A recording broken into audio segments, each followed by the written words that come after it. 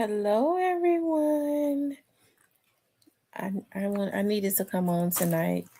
Let's see, what time is it? 7. Yeah, I had to calm myself down. I've been at home for like I'll say an hour.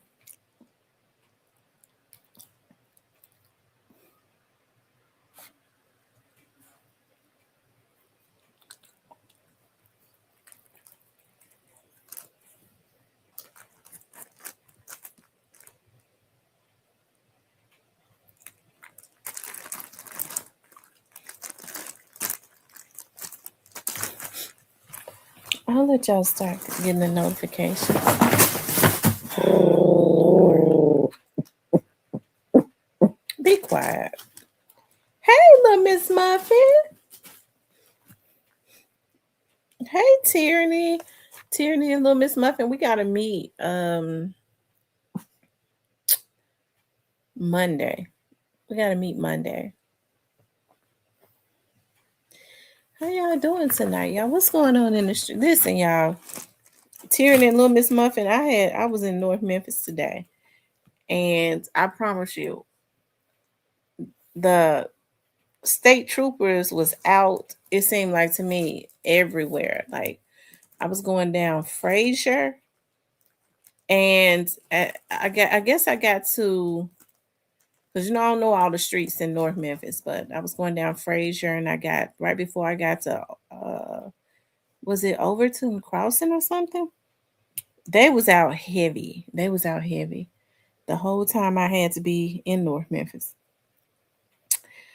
Hey Miss Nelly, positive vibes. Miss Brenda, Lakita. Hey Nikolai, I ain't seen you in so long. They just spoil. They are so spoiled. They be fighting for my affection. I got these puppies so spoiled. And y'all, it's hot outside. I had my hat on though. I still had on my hat. Um,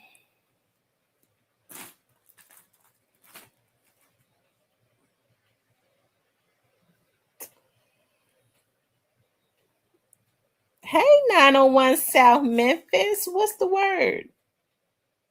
901 South Memphis. Do you still live in South Memphis? Do you still live in the South? Ooh, ooh, ooh, ooh, ooh, ooh, ooh. I'm so happy. I just got a notification that my paper towel holder is coming that I'll be able to pin on the wall, hang it on the wall. I'm so happy.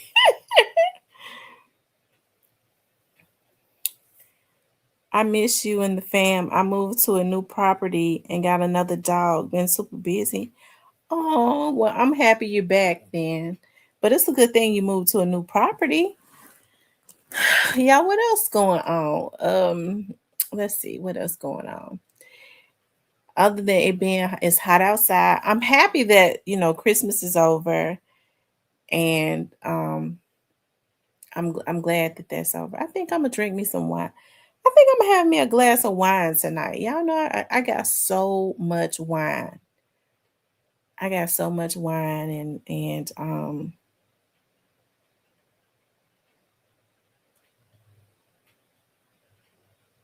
I got a lot of wine.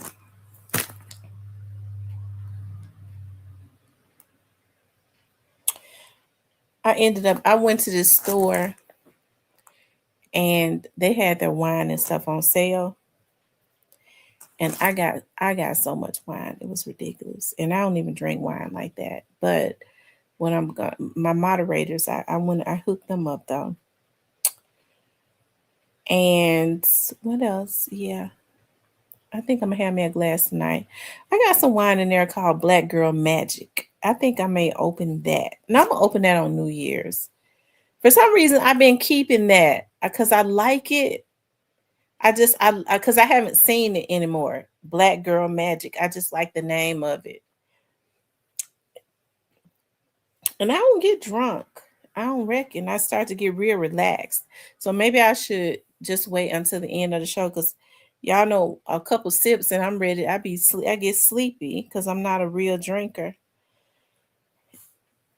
And then or I'm gonna tell y'all, it's weird. I get to drinking a few sips, I'll get real sleepy or I'll get real emotional. Hey Anthony. I'll get real emotional and start talking about some stuff y'all don't even know nothing about from the past and get to crying about it. Child, my mama told me you don't need to drink. You don't need to drink no wine because you're not a drinker and you don't know how to hold it because you get real emotional. Hey Sunday, but how's everybody doing though?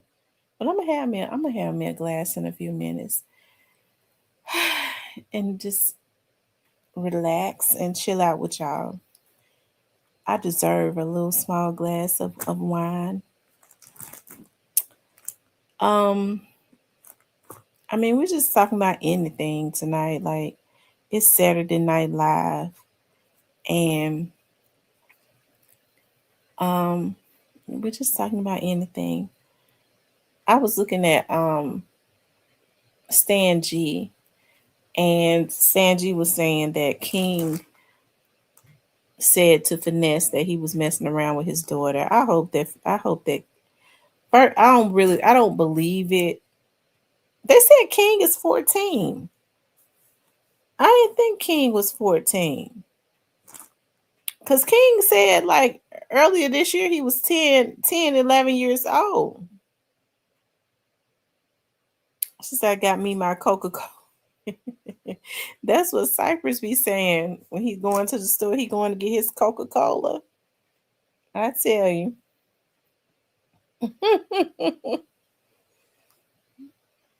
But other than that, you guys, hey, I feel real blessed, and I'm so I'm gonna tell y'all. I told y'all what happened with the Black Barbie, didn't it? The Black Barbie has sent me a gift for my birthday, right? And yeah, the Black Barbie has sent me a gift for my birthday. Was it for my birthday? Yeah. And when I opened it, it was a fan. The box had a fan on it, a little small fan. And so I was like, "Oh, okay, cool. That's nice." I was like, "I'll just keep it on my desk." And y'all know my birthday is in August. And I believe she sent it to me last August, not this past, but the last year August. So I was like, I'll just keep this on my desk or whatever. And when it get hot, I have me a little fan that I could turn on when I unwrapped it. Child, the air, the heating system broke at work. It was hot. It was hot as I don't know what. Y'all know the weather has been weird. So I said, I'm gonna go ahead and break my fan out. This would be the perfect opportunity because I was trying to finish up writing up some reports. And I started opening the box. Hey, Cakes Blessed. Hey, is that Isgop? Hello. Have been here in a while. How's everyone? Everyone is good. Hey, Black Barbie. We was just talking about you. And so I open up. I'm thinking I'm getting ready to take my little fan out and turn it on my desk. And I started seeing like some pink roses and then I see like after I see the roses, I see like this these two red stiletto heels and the Black Barbie. What can I put in these stiletto heels? Because at first I thought it was like a wine holder, but it's not a wine holder. Is it just decoration, or am I able to put something in it? It may just be decoration because it's pretty. I mean, the shoe's so beautiful. It don't make no sense. It's like something you put on your desk, and it's a shirt. I had a shirt that says Leo on it, and I haven't worn a shirt like that, y'all. And I was so emotional. It made me so emotional, y'all. It had August Queen living my best life. Yeah, I had been wanting a shirt like that with my zodiac sign and stuff on it, talking about the Leos and all of that. I promise you, I shedded some tears because I was like, "Dog, I've had this right here." Because she asked me, I remember her asking me, "How did I like it?" I said, "I like it. I needed a fan," and but I just looked at the box. I didn't open it, and I just put it on my desk. And I promise y'all, I shedded some tears because I was like, "Oh my god!" Like the whole time, it had something else in it, like a shirt and these cute little heels to sit on top of my desk. And I'm thinking that I had a fan in there. I was getting ready to run that fan because it was hot as hell. And I thought I was getting ready. I said, "This is the perfect time to open my gift that she sent me." And there was something else in there. I was like, "Oh my God." I immediately reached out to her and told her thank you. Because so the moral of the story is, y'all, when you get a gift, open the box. Don't just assume that what's on the outside of the box is what's in the inside of the box. I got a pleasant surprise. I really did. I really did appreciate it. It was so nice. I appreciate the fan too. I had to sit there and suffocate, or would have appreciated the fan too, because it sure would have came in handy.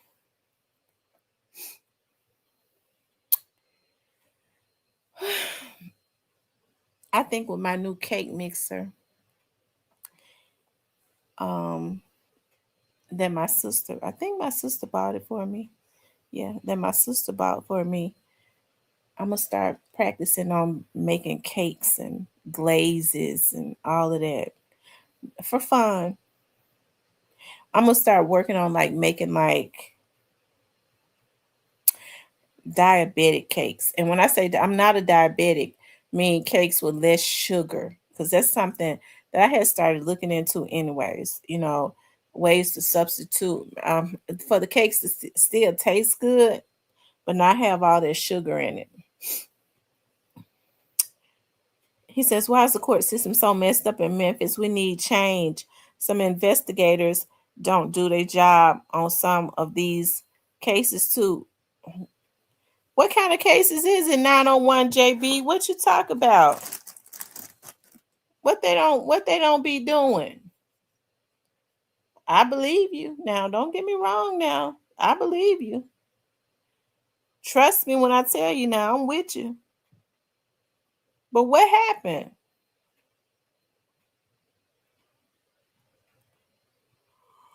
I'm telling you because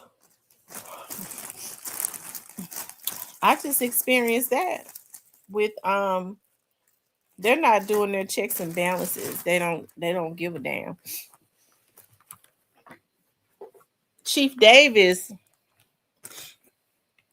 I'm gonna tell y'all what Chief Davis did that I don't agree with. My brother case in car accident. Mm. So was it a homicide? I mean, like a vehicular. So what is it? What kind of case is it?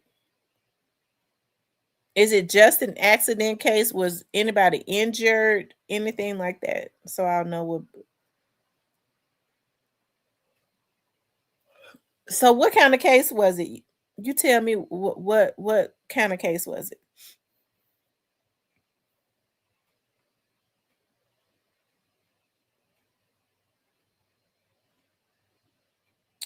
Hey, Car Hannah. Hey, Ashley.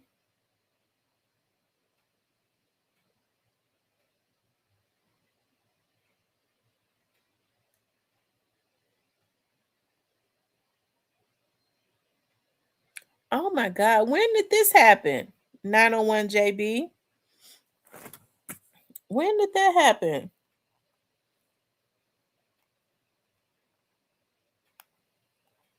Hey, Miss Shan.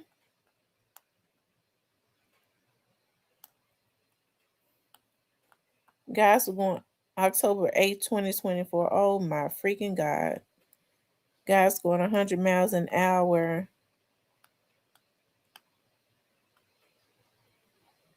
The car went airborne. Oh my God. Have they found the guys that did it? Were the guys arrested that did it? The guy that was driving, has he been arrested?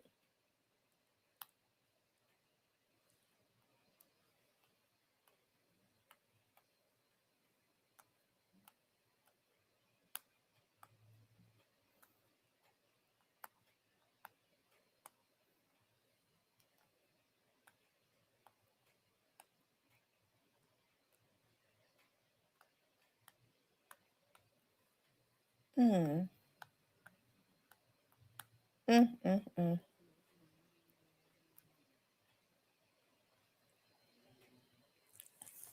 I mean, it was a vehicular, obviously, it was a vehicular homicide. The guy was driving the car. So, what do they mean they don't have no evidence? I mean, it was a vehicular homicide.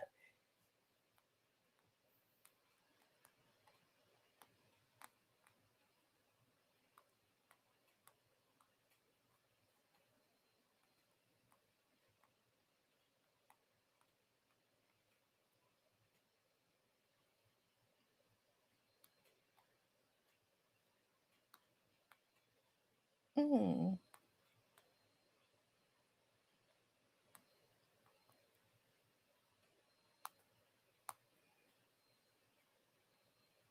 He ran.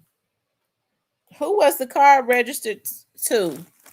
Who was the car registered to?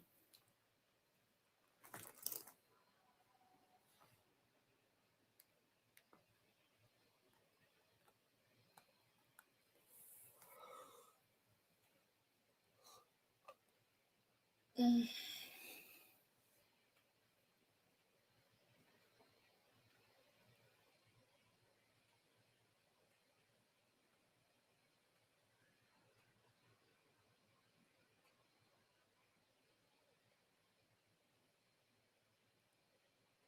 Mm.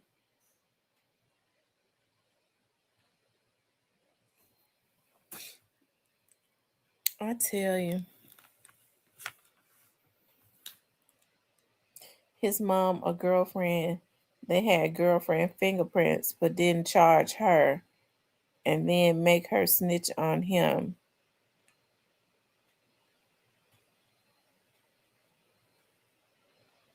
His mom went from 1 million to 45,000. Oh wow,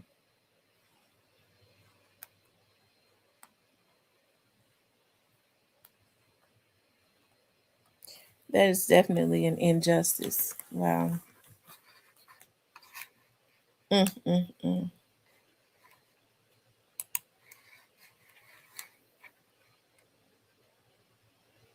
Hey, tapping in.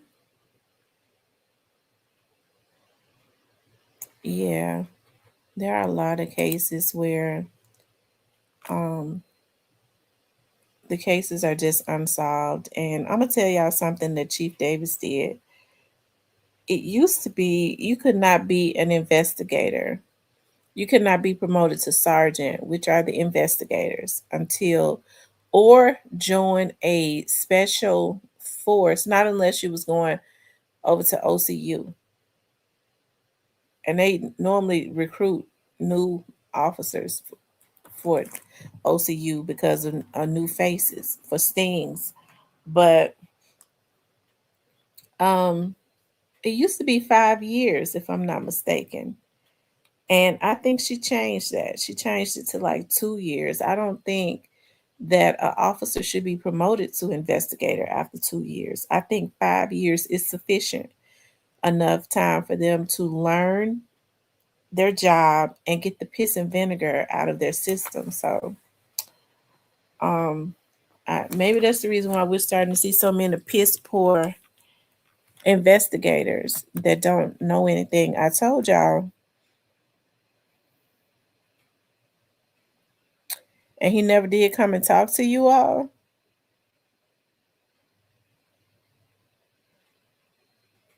Mm,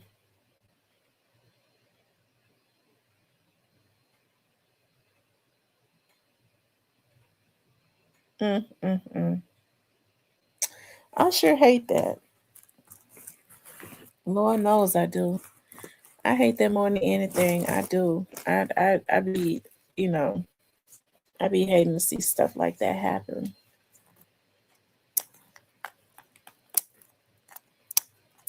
Mm-mm-mm.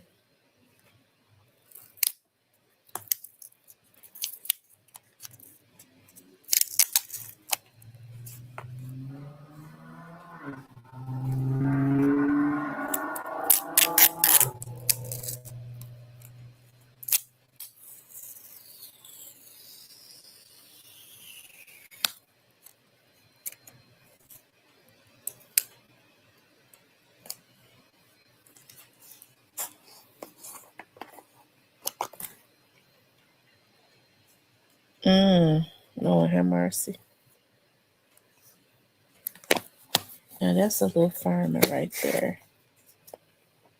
I like that. Oh my God, this smells so good. Y'all know I got some more of my bath, but my butter in. And it is the vegan fruit punch body butter. And it smells just like lemons and lime. Oh my God. It smells just like the fruit punch.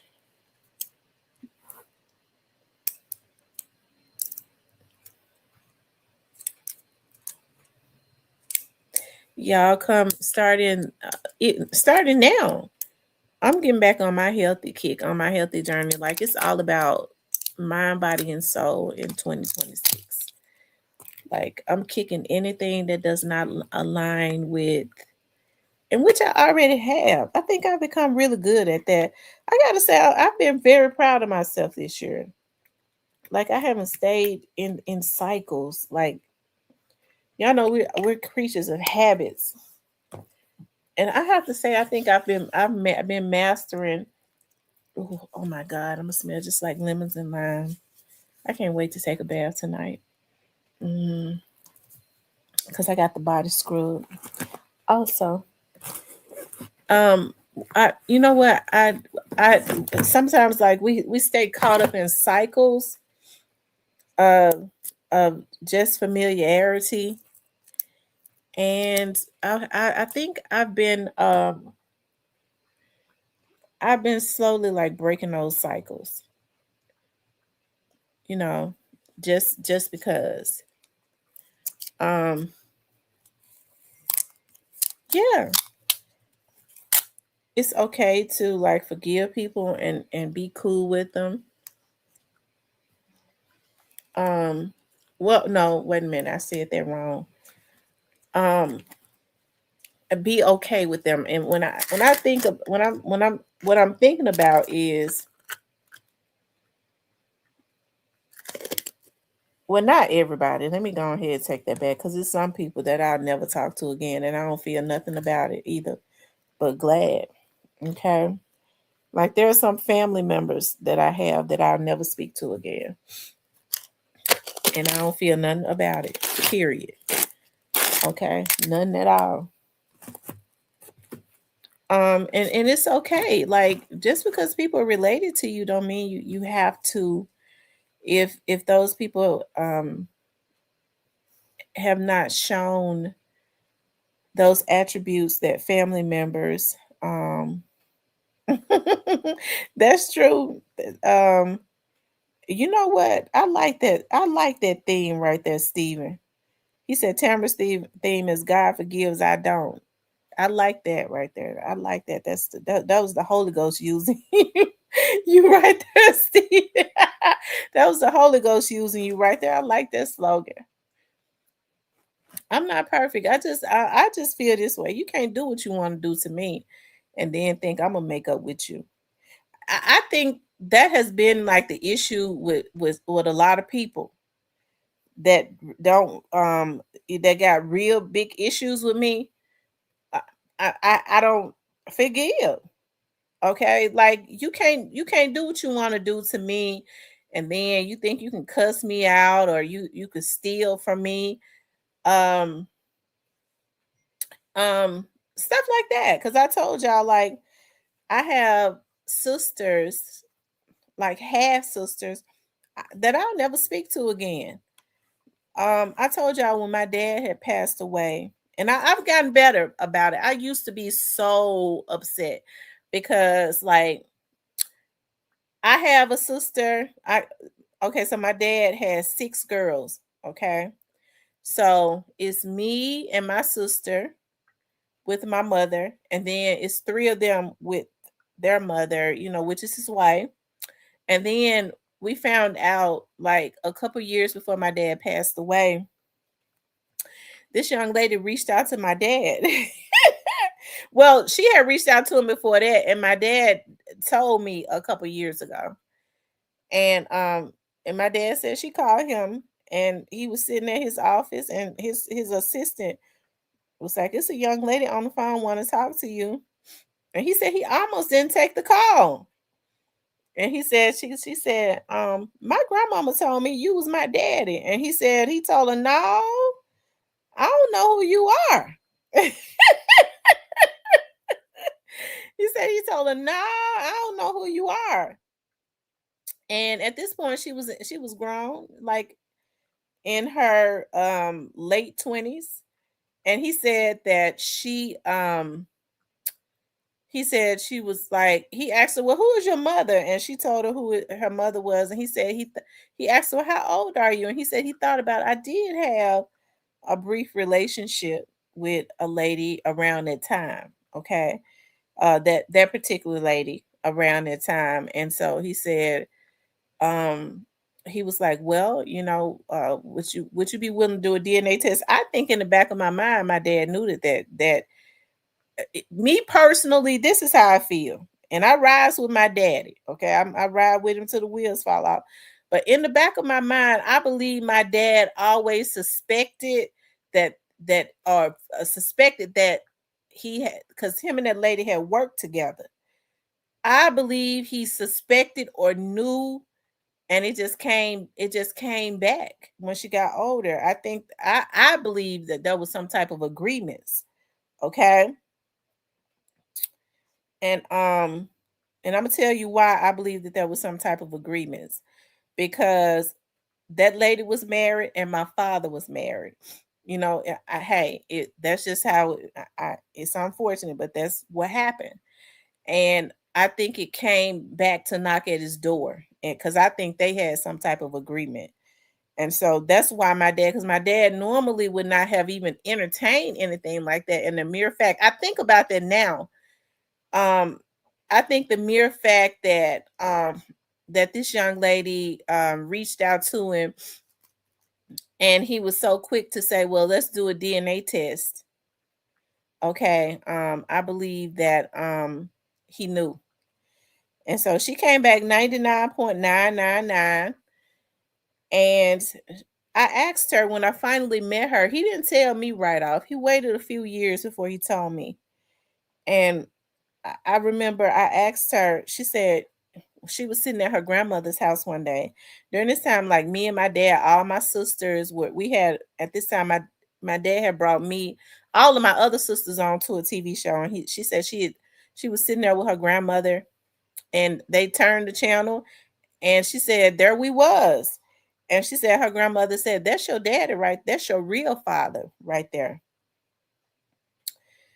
And I got everything that I wanted for Christmas. Everything that I wanted. Okay. So anyway, she said when she started looking at us, she said she was like, "Wow, like all of us looked alike." And she said she started saying, she said that she started saying, "I really will, I really." She reached out to him, and she wanted a relationship with him, and which they did, start trying to build a relationship. Um, some of my sisters were not interested for whatever reason. I can't sit up and call myself a Christian. Yeah, I'm sorry. I got a headache. I mean a cold. I can't sit up and call myself a Christian and, you know, feel a certain way about somebody that's innocent. It wasn't her fault. And so I remember my father, I could, at that point, she was like 29, 30 years old. And hey, whatever, conversations that my dad had with my stepmama, that's between them. I don't know that I don't care. Hey, if she felt a certain way, I guess as a woman, you know, um, hey, I can validate those emotions. But I think what my stepmother failed to understand, I always thought she was a nice person until I got older and realized she was jealous of me and my dad's relationship. Unfortunately, she had the type of personality whereas she was like, "That's my husband." And even though I was there, I'm his oldest child, and he had me before he married her. I think in her mind, because she grew up in the projects, okay, and so I think she had that mentality, or grew up in the damn hood. I think she had that gutter rat mentality that most gutter rats have, and that's my husband. I had these kids with him, and this is his family first. Some women are twisted like that. And unfortunately,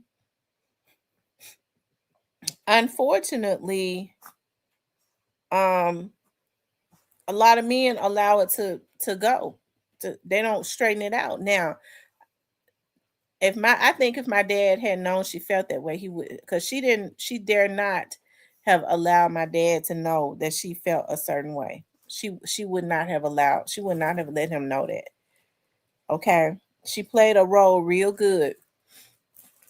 But I think unfortunately that's just how that's the mentality of some women. I think that for women, if you know a man has children and you cannot handle it, don't get with that man. Okay? Don't get with him. If you feel like you're gonna be jealous of his children. Because at the core, I don't believe it's jealousy of the children. I believe they get to thinking about, well, if he loves this child, why is he so interested in these kids? Does he love them because he still loves the mama? That's the root of it all. Okay, and in return they started taking it out on the kids. But I would encourage these men, don't get with no woman that is not, or has any jealousy, because sometimes the kids are older or whatever, but she come in and she don't necessarily have to be. I mean, well, she is a stepmother. Okay, she's a stepmother, and it would be good for them to have some type of relationship. It ain't no way around it. Not to try to take the place of the mother, but to have some type of relationship. It would be good for her to know her place. But understand, listen, hey, I know I'm not your mother, but hey, I'm here for you if you need me. Okay. I love you because I love your dad. Right. And so, but it's a lot of women that's messed up. They're really screwed up in the head. They allow jealousy to rule. And these men gonna have to put their feet down when it comes to stuff like that. I'm not saying, because a lot of kids are manipulative. Okay, they really are, and sometimes, unfortunately, um, they listen to their own parents. And some mothers are so pathetic. They will put a bug in their child ear to try to cause dissension in a household. That's why the dad has to be prayed up. And I mean, he has to make sure that he is on top of that, because most men don't pay attention to nothing, because it wouldn't be for me to be saying anything to a man's child, not unless she's disrespectful to me, and I shouldn't have to say anything to her. He should handle that, because any type of disrespect should already it should be understood that it's not gonna happen. But a lot of men just don't pay attention to certain stuff. I get to thinking about like my dad now, and I would be telling my dad, I would be telling him, I've told my dad a couple times that my sisters don't like me. What? No, that's those your sisters, that's your family, that's the dad. And even one of my sister, his the oldest, well, she ain't his oldest daughter, she's his wife oldest daughter. Her husband, who is a pastor, said one time, your dad is in denial. He don't want to see some things. I knew exactly what he was talking about. My sisters didn't like me. And it had everything to do with them taking on that energy that their mother had. But I never, their mother never had any reasons not to like me, other than she was jealous that my dad had decided to go into business with me. When my dad went into business with me, the lady started having strokes. Here, my right hand to the Lord. She started having strokes. It affected her just that much, which is really sad. And so I started thinking about now, like all the anger, like I was so mad because I remember like my sister who has Graves' disease. My sister with my on my mom's side, my sister has struggled. And so my sister was like when she told us, she was like, your dad had a will and he left y'all all the same amount of money. My sister said, what I'm gonna do is, because she had used a lot of her time on her job, and my sister was really sick around that time. This is why I'll never like them. I will never like them. I ain't going to no funerals. I don't give a damn about them. None of them. Okay. As far as I'm concerned, they're not my sisters. They are not my sisters. And so my sister was so sick. This is the sister who I got the same mom with. And she said, you know what? When my dad died, it was really sad. It was really hard. I was closest to my dad than any of them. And so my sister was like, I know I don't have any more. I've used a lot of my time because of my sickness. And so what I can do now is it won't be so, because she has to constantly work because she got bills. She said, what I can do now is I'm going to take some time to let my body heal. Okay, to rest and take off for a little while so that I can try and get well. And when them broads stole our money and my sister was sick like that, I'll hate them for the rest of my life. Can't nobody tell me nothing. I'll never like them. Okay, I would never like them. If I see them, I'm not going to acknowledge them. I don't care nothing about them. And then they got the nerve to be trying to pass themselves off as pastors' wives. Evil and jealous. Okay. So I remember when my dad had told me, he was like, we got some lawyers and we got lawyers and we've had to fight them. And I remember my dad had told me to put some insurance on him because we were business partners, and I did. Okay. My sister was so sick. This is one of the reasons why I was so stressed out. My dad had died, and my dad and I was so close. We talked at least 3 times a day. My sister was so sick. It was ridiculous. So when they paid me out, the insurance that I had on my dad, I told my sister to take off work, and any bill she had, I would pay it. Okay, because my sister was sick, and them broads steal our money, made us fight. My sister didn't even have the strength to fight. Cause see, I was like, I don't care if it ain't nothing left. We're gonna keep them in court. We'll drain it all, make them pay lawyers. Cause I didn't care about this time. It was just the principle of it. My dad had an account for us. Ain't no telling what else they stole. Okay, because they're thieves. They steal. Okay, gutter rats. Okay, and it was just messed up. It was. So I was up under so much stress. I was up under so much stress.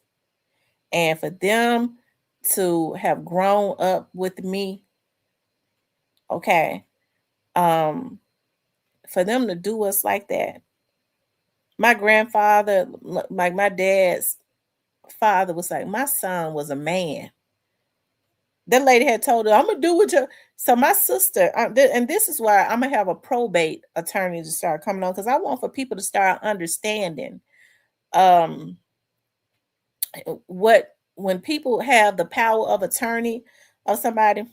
My sister, who was my dad's wife, was could not get power of attorney of him because she was sick herself. So her daughter, which was, formerly known as my sister, was calling, my dad didn't have nothing in mama name, none of his accounts.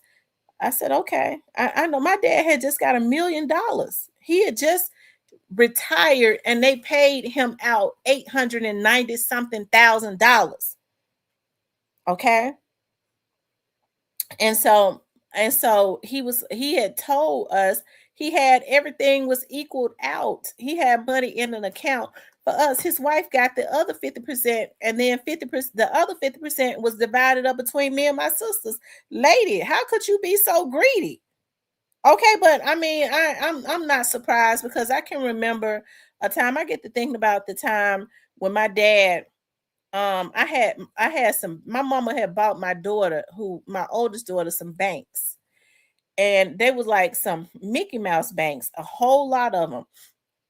And I remember my dad saying, I'm gonna fill them up. I'm gonna put, quarters and stuff like that, dollars. And once I fill them up, you can come in and pick them up. I said, okay. I'll never forget my dad. It took about a year. My dad said, I filled all those banks up for that girl. You can come and get them. He said, they at my house. I said, okay. I never forget. I went to my dad's house to pick up my daughter's banks. These were piggy banks. And my dad was walking through his house. See, my dad was worked and stuff all the time. And he was like, they was in this car. They looking with they no good asses. They was right there in their closet. My dad was walking through the house looking. He was like, the banks was in here. We don't know what happened to him. I guess she took him and gave him to her grandkids, his wife.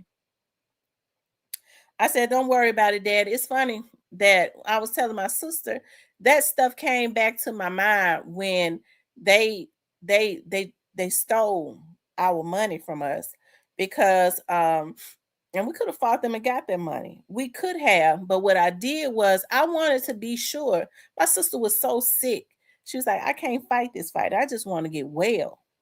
Okay. But y'all know I'm dogmatic. I was ready to fight to the end. I was like, ain't none of us gonna have a dime. I'm gonna keep them fighting until it's dwindled up. Every ounce of it gone. Okay. And so my mama said, let me tell you something.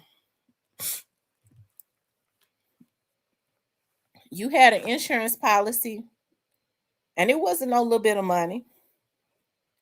She said that was a blessing. Don't use your money. You helping your sister. Don't use your money up and giving it to a lawyer trying to fight them. Y'all, they stole. My dad had left us $75,000 a piece, and I'll never forget my her daughter Tony, which is my sister, called and she was like, Daddy. This is when my dad had went basically just went into a coma.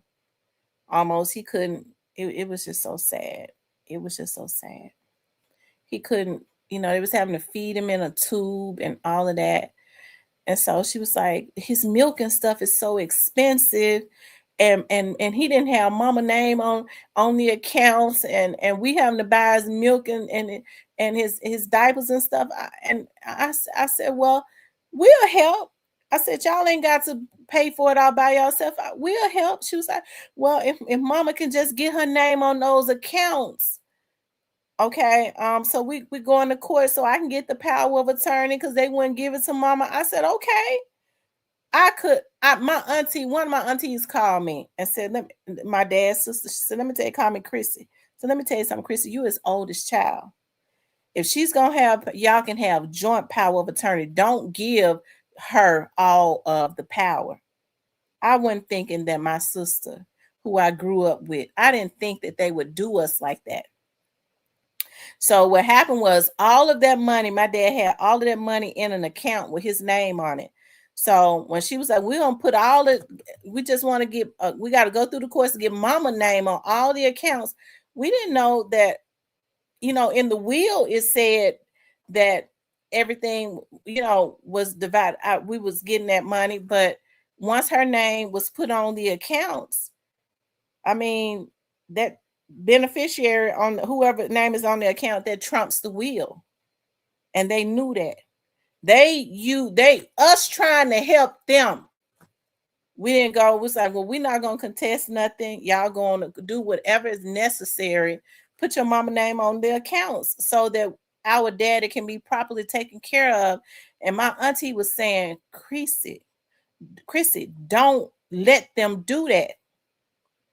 She said, well, I think it should be you and her. I said, no, she can, it's okay.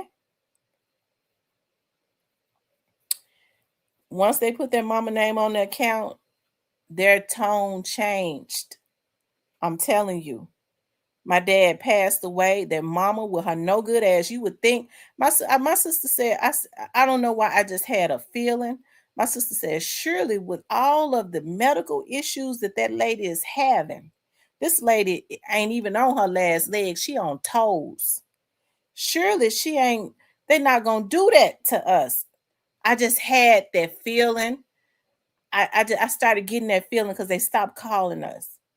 So we started trying to call it like, when I'm gonna do what your daddy said do. I'm gonna do what he said do. Her tone changed. A lady who had been docile her whole life, other than sit up and get sick because she was jealous of, she was mad because she felt like a man that she married that already had a daughter, he loved her too much.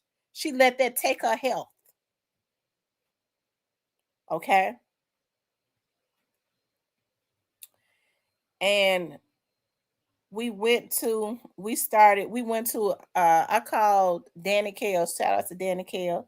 He teach probate at the law school or at one of those colleges. Okay, he's a lawyer. He said, I'm getting ready to send you to the best lawyer, the best probate lawyer in Memphis. I said, okay. I worked with his wife in at the sheriff's office. We went there, we sat there with that old man. Okay. And he sat there with his legs crossed, and his assistant started coming in there. And them folks had told so many lies. They had gone to an attorney, and what they basically did was they finessed us by saying, they know we wanted to do anything to help them and to help my dad. Once their mother, we allowed them to didn't fight them, and let them put their mother's name on that account.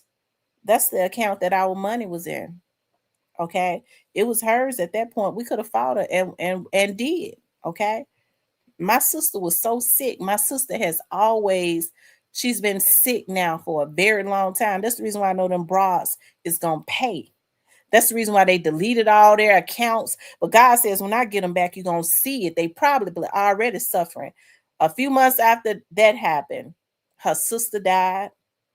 3 more months after that, her other sister died. The very next year, her 41-year-old niece died, and something gonna happen to my damn sisters. Okay. And when they do, I ain't gonna give a damn. Okay. Because they got to get it back. And then had the nerve to say, I don't even want to get into it, but y'all just be on top of your stuff. Okay.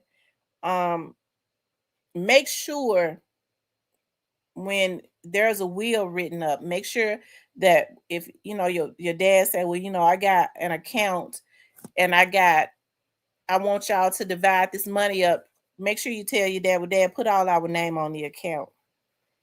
Okay. Therefore, can't nobody change nothing. They forged my dad's signature. They changed so much stuff because once a person has power of attorney, they can change stuff. I think they started looking at the type of money that my dad had, she started letting her daughters um she started letting her daughters, once they started seeing all his accounts and all of the money that he had, I believe they wanted him dead. I really do. I used to have a hard time. That's why I had to get counseling. I'm serious. I had to get counseling because I felt like once they started seeing all the money that my dad had, they wanted him gone. Because I remember when my dad was holding on to life, and by this time, my sister had the power of attorney, and me and my aunts was out there at the hospital, and my aunt and her daughter, they're nurses, they're registered nurses, and they was looking at his blood pressure. They said, "But he's fighting. His blood pressure is good." No, my sister, no, they say he died. They said, "But his blood pressure is good." And so they had decided, and I get so emotional. They had decided that they was just gonna let him starve to death. And I called my sister. I said, they said his blood pressure is stable, it's strong, he's fighting. Don't let him starve to death, please. I said, please don't let him starve to death. They stopped feeding him.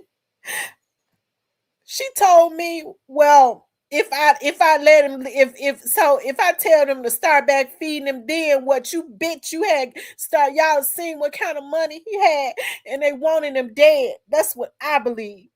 Why should I, as his oldest daughter, have to beg my sister not to let my dad starve to death? I will hate them.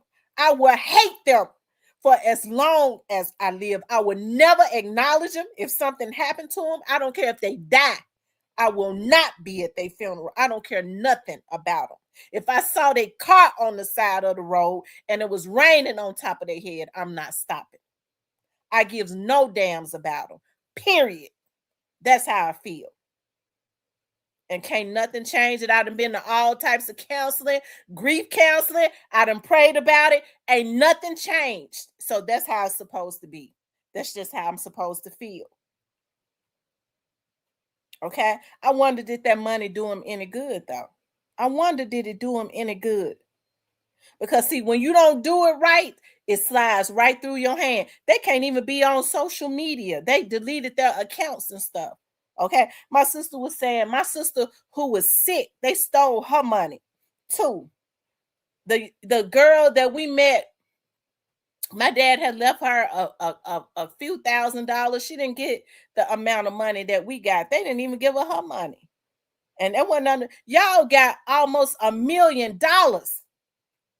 You and your mama them take all that money and give us nothing? Her mother, my dad had just got a truck. He owed 1 year on it because my dad was like that. He said, I'm gonna pay everything off except for a year. That's what make my credit stay up. She was like, I'm trying to get rid of that truck, that new truck. I said, I want it. I said, I want it. I'll pay it. I said, he only owe a year. I'll just pay it. I'll pay it. I have something. It was a beautiful blue Ram pickup truck. I said, that's a memory that I have of my dad. Y'all know she was trying to give the truck away. Y'all know what she said? Well, I'm gonna see what my son-in-law and his friends say. If they don't want it, I'll give it to you. His daughter, you old bat.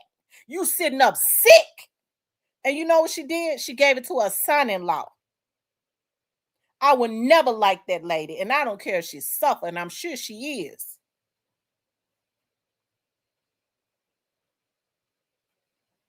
So when people say, when my aunties get to saying, y'all sisters, I hope at some point y'all can dissolve this. I'll never dissolve nothing with them. And here, that's my right hand to the Lord. I would never dissolve nothing with them. I never want a relationship with them.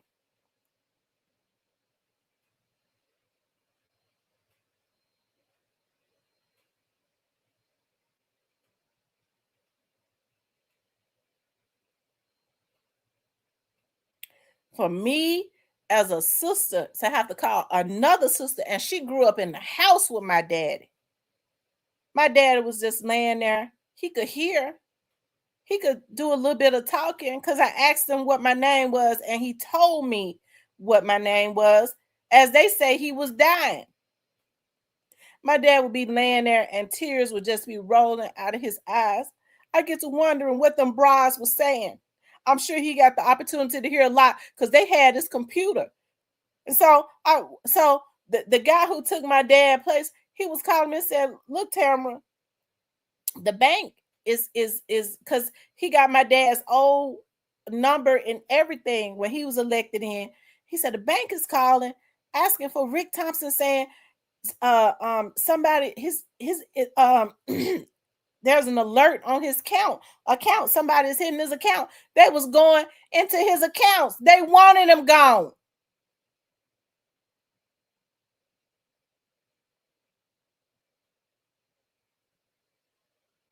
They wanted him dead. See, I know me. I got the brain and the mind because my dad gave me the tools that I needed. I can go make me $1 million and I'm gonna do it. Okay, because I know how to go get it. But I bet you that $1 million that they got, I bet you they won't be able to keep it.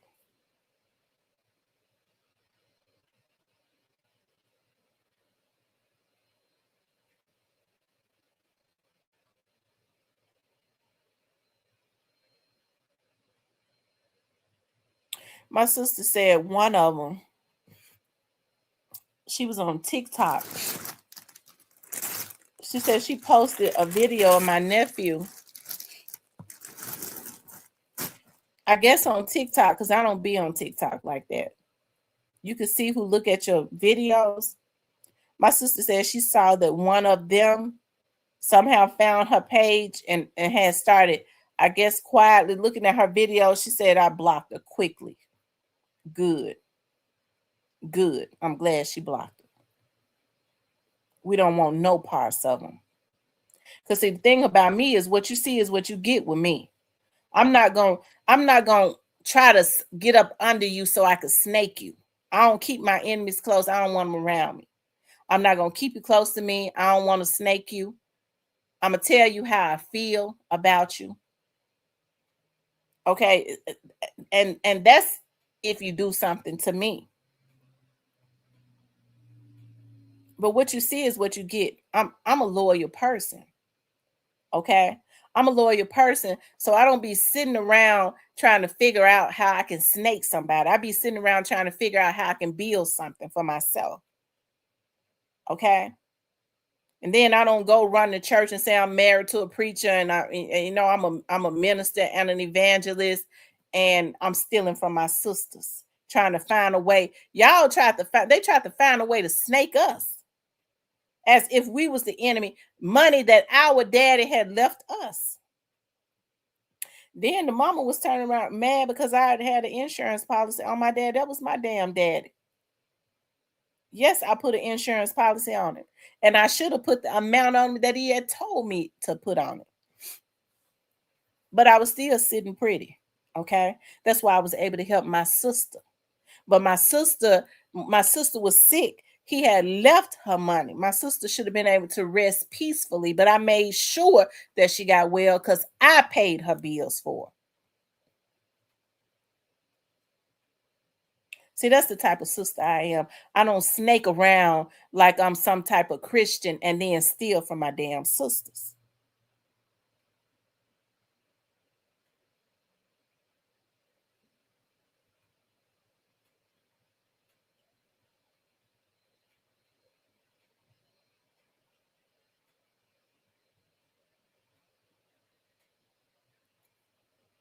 I remember that lady, her tone changed. The young lady who we found out was our, who my dad introduced us to later on, Carol. They were so mean to that girl.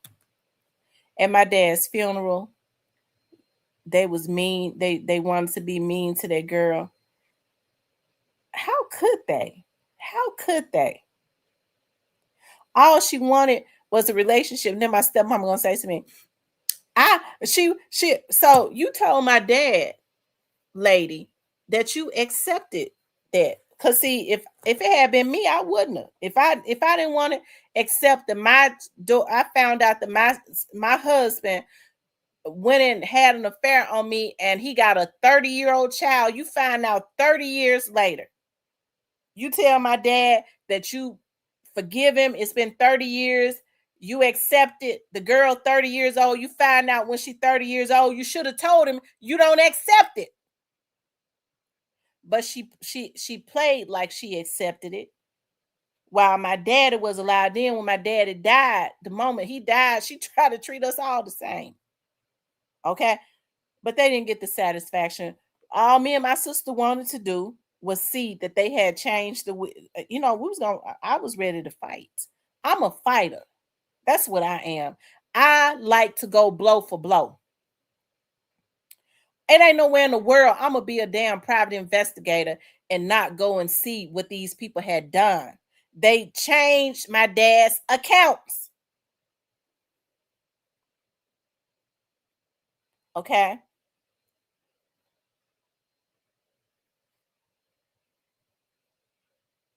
That's what they did without a conscience. My dad has been gone almost 3 years. I guess I wonder if that excitement that they had from stealing from us, I wonder that same excitement that they had 3 years ago, do they got it out now? Because I'm gonna tell you, I got a mama that's mentally sane, and I got a praying mama. My mama said, my mama told me, y'all stop spending y'all money fighting, because it wasn't even about getting the money at that point. I just wanted to make them fight to spend money. That's what I wanted to do. Okay. My mama said, let them have it, and you'll get it back triple. And it was something about that, y'all, because I ain't been able to miss a blessing. I haven't been able to miss one. My life is full. I'm happy. And my sister got well and she ain't been sick no more.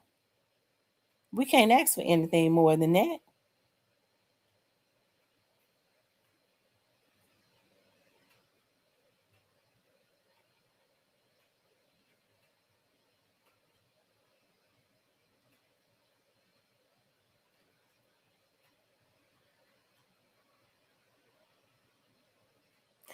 And all of the tools that my dad instilled in me, I still got them.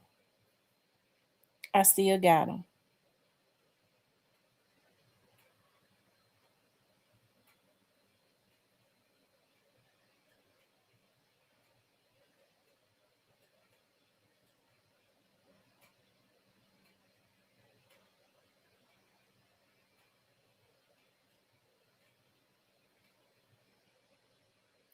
I think with my stepmama, in her mind, she said Rick gave that girl more than, in her mind, Rick gave that girl more than what he gave my daughters, and I'm his wife. I'm gonna let her know she ain't getting nothing else. If I gotta be the one to give it to her, we gonna trick them and steal it. Us trusting them, trying to help them, and they gloated about that. That's how I know that that they. I'm sure they suffer. They suffering. If they ain't, they going to.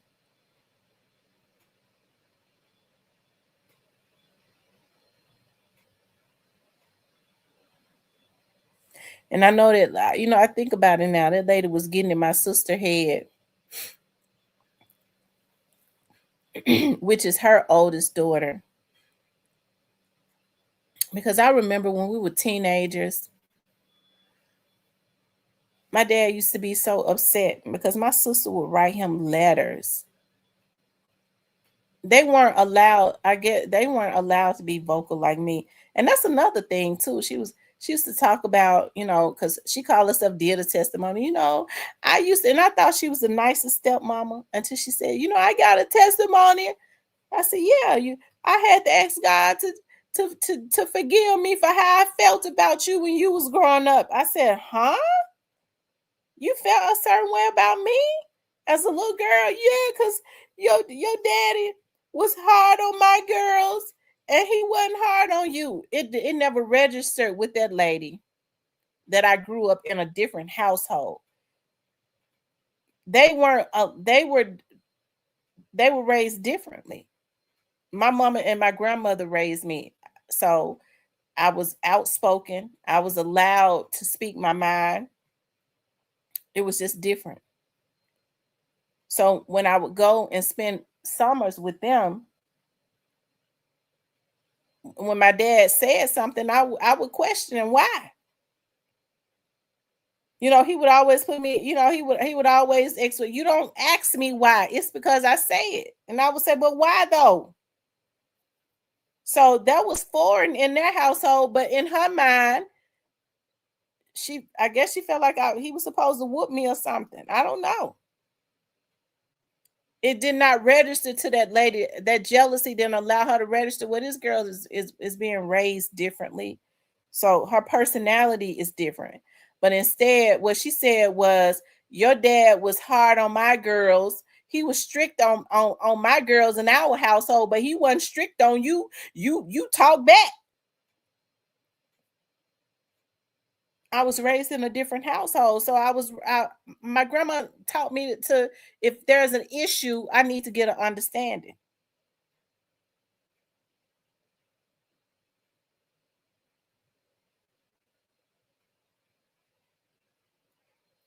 So I guess as I got grown, I started to understand, like, this lady, my sister, her oldest daughter, that's right up under me, would write my dad letters and stuff, telling my dad, "You love Christy more than you love all of us." And I would be thinking, why would she even think that? Like, they always had a beautiful home. Like, they just, why would she think that? Right? Why would she ever think that? I never thought that I was my dad's favorite. I didn't. And I didn't care to be his favorite. I didn't live my life like that. Like, how some siblings, they dwell because they feel like somebody. Now I be playing with my mama sometimes, but I never, I didn't, I've just, when my mind has never been set up like that, to go, well, I'm traumatized because this sister is the favorite. I've never lived my life like that. I never cared. But for her to be writing my dad letters, I see now that it was heavily influenced by her mother. Now that I'm an adult, I see that when we were teenagers, you sitting up writing my dad letters and leaving my dad letters in his pockets and stuff. And I bet her mama had her doing that, talking about you favor Chrissy over all of us. Why would my sister even think something like that? Even as a little girl, that's just weird, because I didn't even grow up in the house with my dad.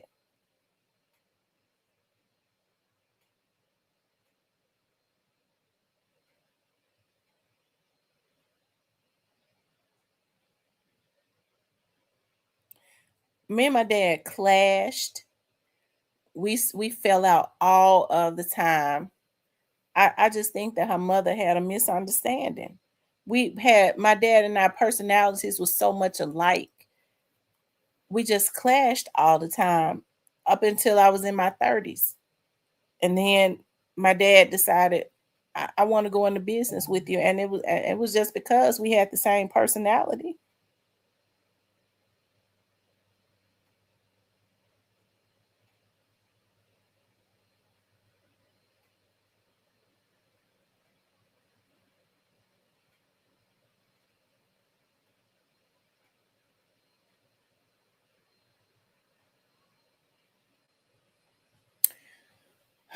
But I get to thinking about that stuff now, y'all, and I mean, it's really sad. And I talk about this because I know it's a lot of family members that go through stuff like this. Hey, I've gotten past it. I really have. Like, I don't think about it and get angry like I used to. I really have.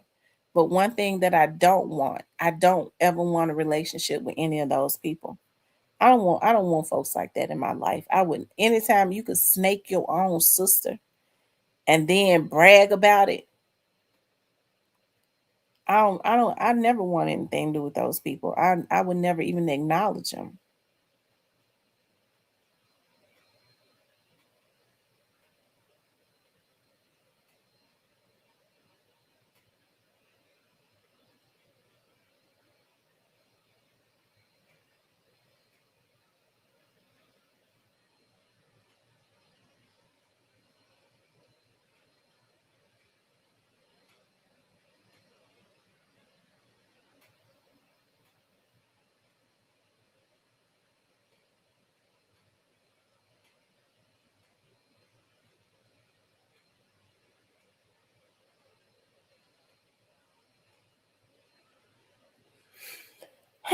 Anyway, y'all, enough about my life. Y'all know I done talked about this a couple times, but like I said, I'm on the other side of it. Like I'm a lot better because God is too good to me for me to, to hold on to. I think I was more angry in the beginning because my sister was sick.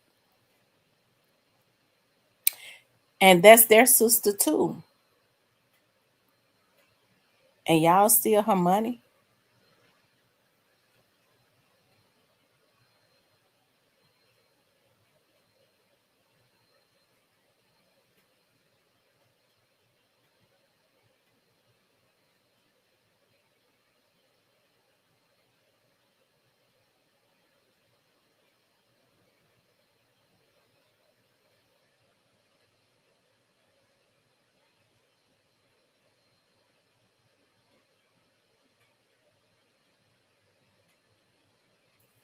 Okay.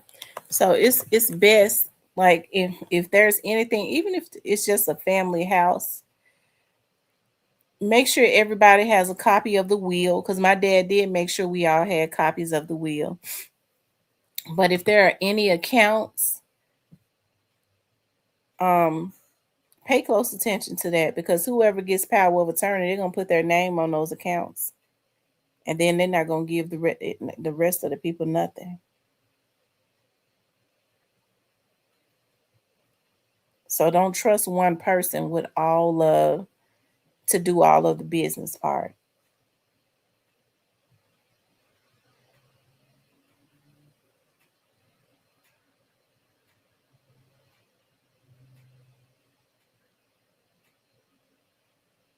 Tony, a buck-eyed bitch. She's sitting over there with her buck eyes and her damn husband supposed to be a preacher. You buck-eyed hoe. Okay? You set up and you lied, you bitch, and I would never like you. Never. I wouldn't care. No, I don't give a fuck about you. They probably, because they like to creep and sneak and be all in the bushes. I hope she hear me. You garbage. That's how I feel about you. Like you some trash on the street. That's how I feel about you.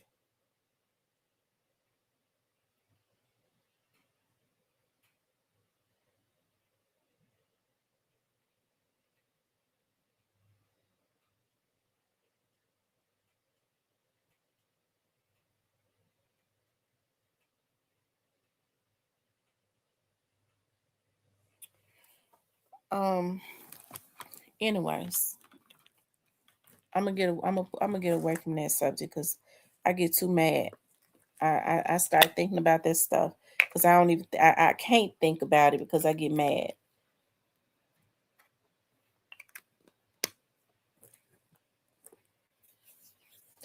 Then their mama gonna say, "You sitting up, you keeping secrets." Later, what are you talking about? You think I wasn't gonna put no insurance on my own daddy? I guess she didn't think I was supposed to even do that.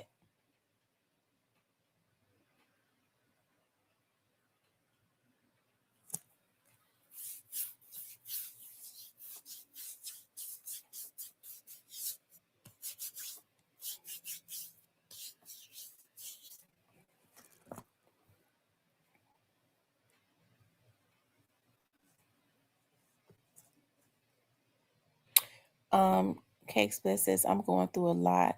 Most people as well. But you just have to keep pushing and stay. Yeah, right. That's true. You have to keep pushing and stay positive. You do. Y'all don't know the things that these women said, like about us, about my mother. I'll never like them. It just I don't like them. I never will.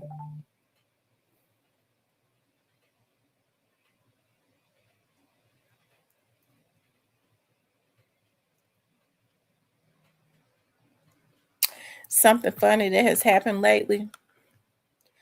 Oh, let me see what has happened lately that's funny. Um,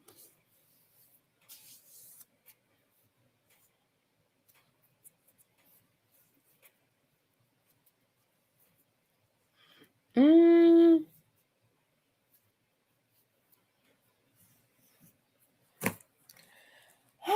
Oh.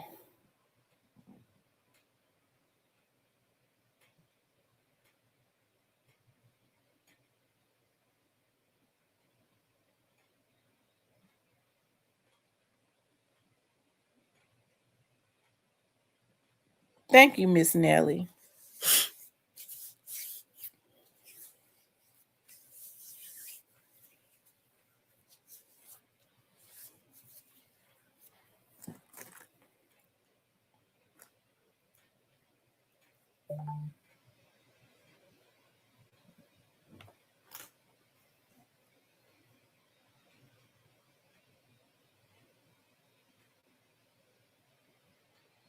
I get to wondering sometimes when I walk in there, my dad would be having tears coming out of his eyes. I know he knew his time was short, but I just wonder what he was hearing. I wonder if he was hearing them talk.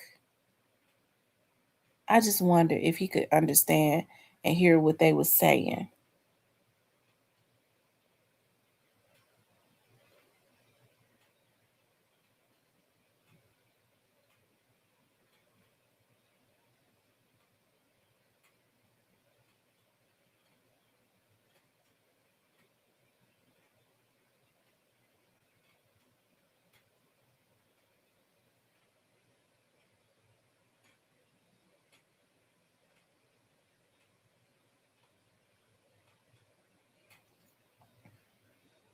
Which is probably why he would be crying.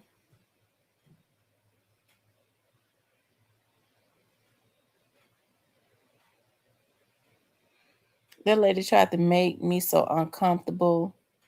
She wanted me to know she was in control. Her mind told her I got to let her know I'm in control. I'm running. Then she called me at 5 o'clock one morning. Lady, you sick. You ought to been up praying about your health. Your daddy was a private man. He don't want nobody knowing nothing about him. I'm trying to. It's 6 o'clock in the morning, lady. What are you talking about? I wasn't even sleeping in my bed at that point. I was so upset. I was so upset about my dad dying. I couldn't even sleep in my bed. I was sleeping on the couch. Hold on. Hello? Tim, you still in Friday? You said am I still in Fraser? No, I'm at home. Mm-mm.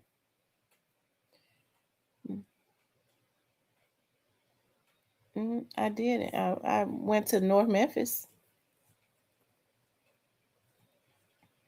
Mm-hmm. Or is that Fraser? Is it Fraser? Over there around Overton Crossing? Oh, okay. Doing my podcast. Why, what's up? Yeah. Why, what's going on?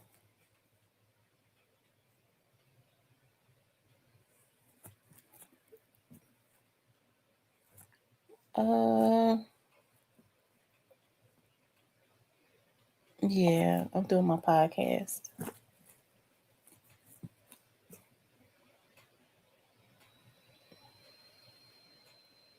Okay. All right. Well, yeah, I'm doing my podcast. But I'll call you when I get off. All right. Bye bye. Ciao. No, my baby daddy that's got the and our daughter get ready to turn 25. No, he didn't ask me if I would like to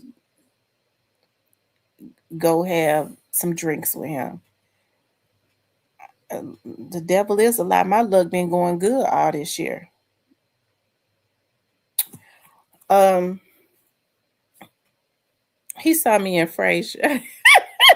I guess that's why he called. Um, child. Mm-mm. He a cool person. He done changed his life around and stuff. I guess. Tam don't think nothing is in North. I know that's right. That's a North Memphis dude. I'll pass.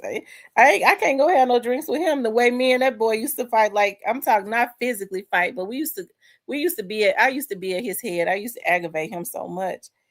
Because he was slick. So he might be trying to poison my drink or something.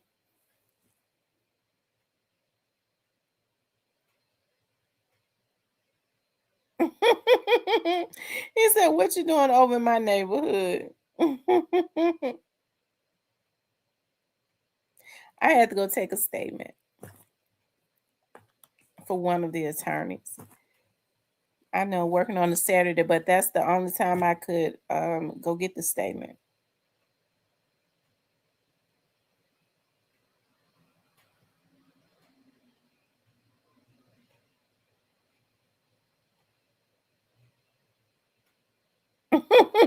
He said, "Yikes."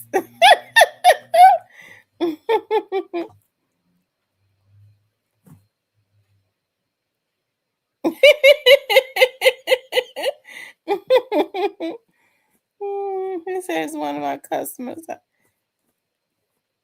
Oh Lord, I don't think.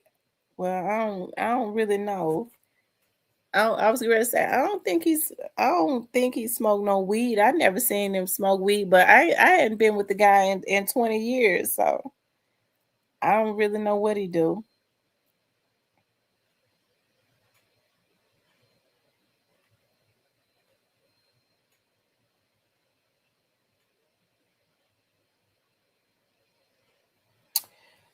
I tell you. Well, it's a good thing he called. That took my mind off of talking about my dad, but I do miss my dad so much. I miss our conversations. My dad was funny. He was real humorous. He was very smart. And I think I I was just really I think about like now the things that he did. Like he was such a strategist. Like I'm just in awe of how he was. And I'm gonna tell y'all who my dad reminds me of. Me and his sister was talking about that the other day. And my auntie was talking about I've been listening to the philosopher, the Machiavellian. And when I listen to him, I mean everything that he talks about, everything that he says. And I think I listened to it so much because it's just like the exact same wisdom that my father had. Like that's how my dad operated. That's how my dad was. And I think that's why I have taken so much interest in that philosopher because he reminds me, even though been dead like olden days. It's just like that his philosophy, when I'm listening to somebody read his philosophies and stuff, it just reminds me of how my dad moved. My dad was just I really have an appreciation for him now. I think that's why, I think about now like I'm so hard on not hard on the guys, but I be looking for some of those traits. My dad didn't try to get over on women. My dad been taking care of his kids and his family since he was 18 years old. And so when you see a man that's a strategist, that's a provider and a protector, listen, you already like my dad, you already knew you could depend on him.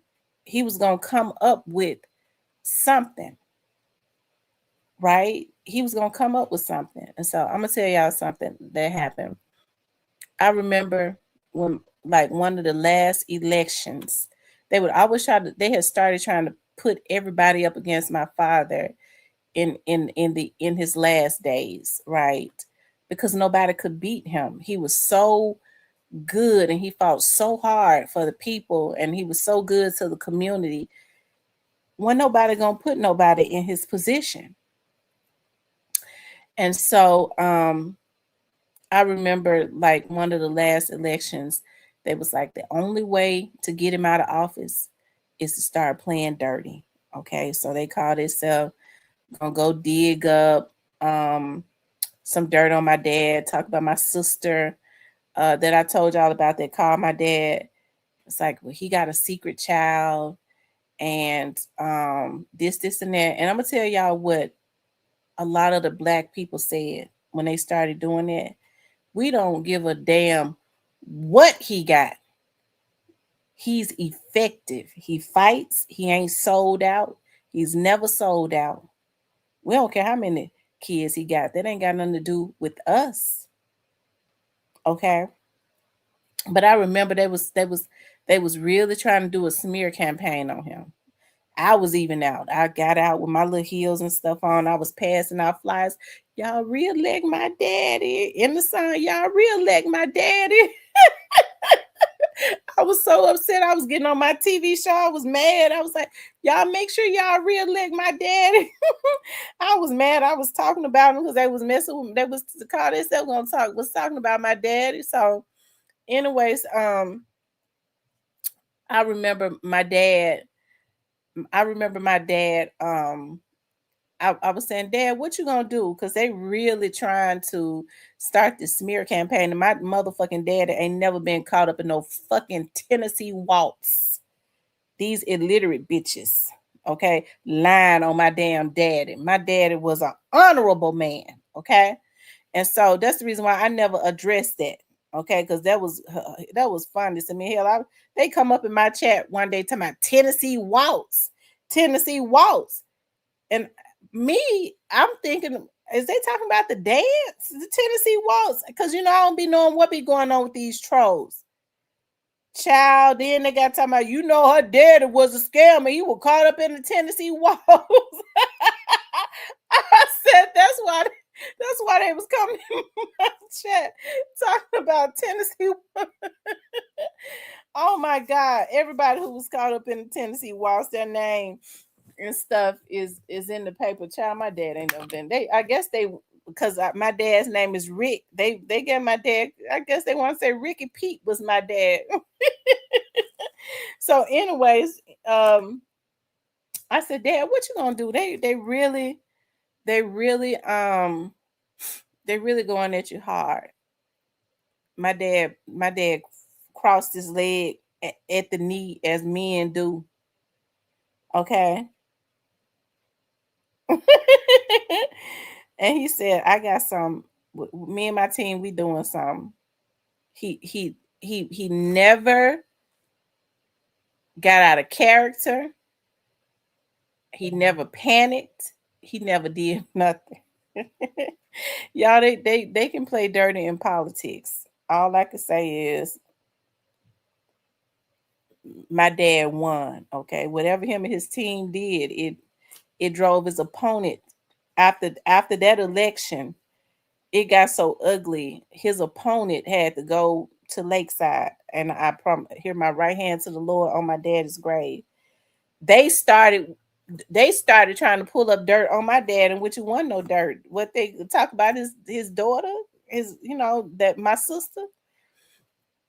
That's what they did. Okay. And then after that, my dad and them, they didn't they just didn't play no games, and it stressed the guy out so bad. Whatever it was they pulled up on him, he had to go to the crazy house. So, but he started it. And my dad was reelected. How about that? Okay. Um, he said, man, everybody went down when the Tennessee Waltz dropped. I know, and it seemed like right out they went to jail because I think it was Ricky Pete, that lady with the red hair, because she passed away. It seemed like a lot of them had died right after they got out of jail. It seems like a lot of them had passed away when they got out of jail.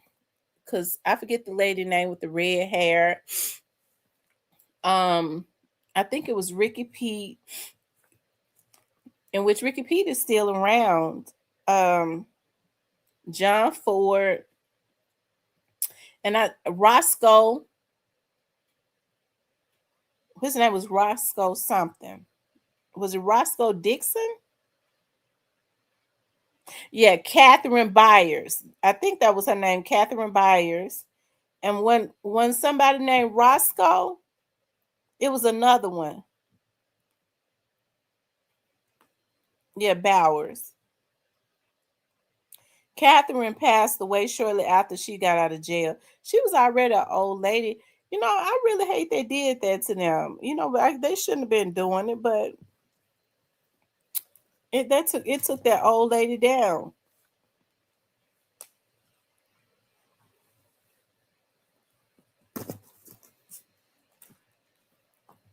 I think they went after them because that's around the time that John Ford started getting real cocky.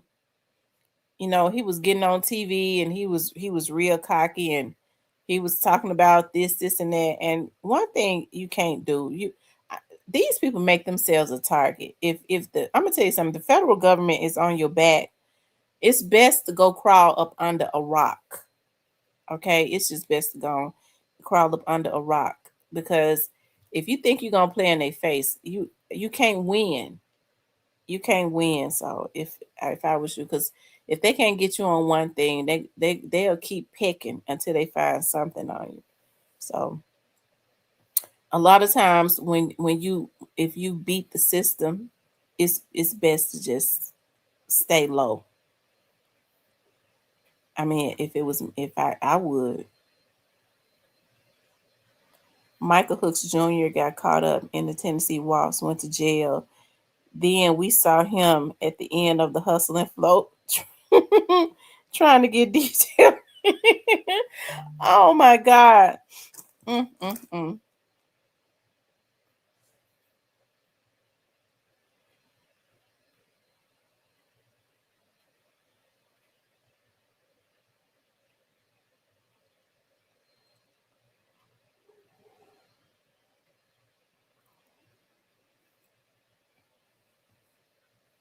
He went to jail for 30 days and hustle and flow drops. That's real talk. Oh wow.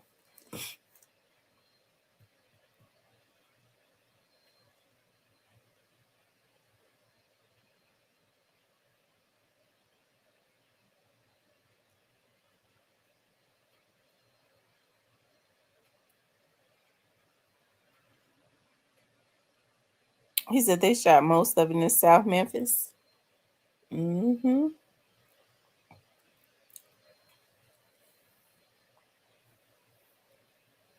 Yeah.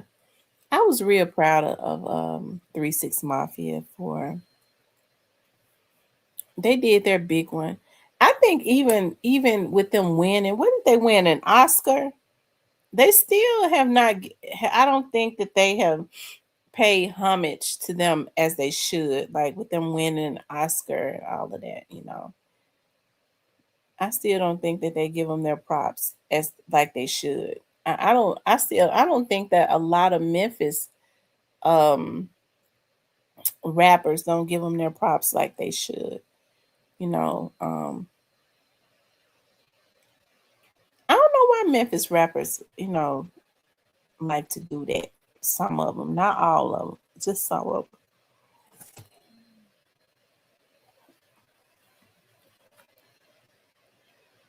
them.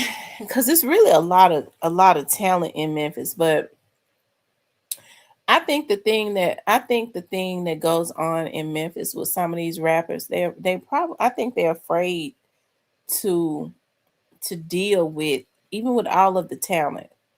I think they'd be afraid to really deal with other Memphis rappers that have not been within their circle, because of don't be getting mad, but it's the truth because of how backdoorish they are. Okay. See, oh my God, I was getting ready to I have to get better. I've already had a blow up tonight. I ain't trying to do another one because I was getting ready to go in, but I'm not gonna do it. I think Eminem won 2 for 8 Mile, but he ain't black though. 3 6 Mafia is the only black hip hop group to win an Oscar. Isaac Hayes won the first one in '73 for Shaft. It was Isaac Hayes, then 36.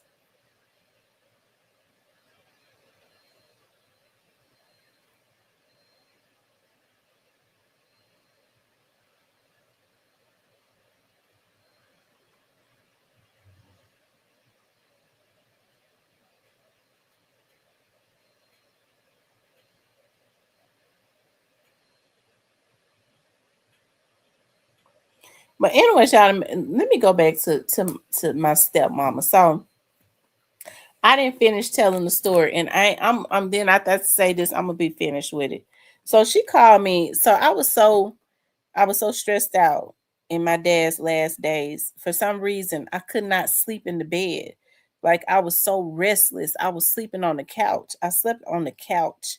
And I normally don't sleep on the couch because I don't like for people to sleep on couches.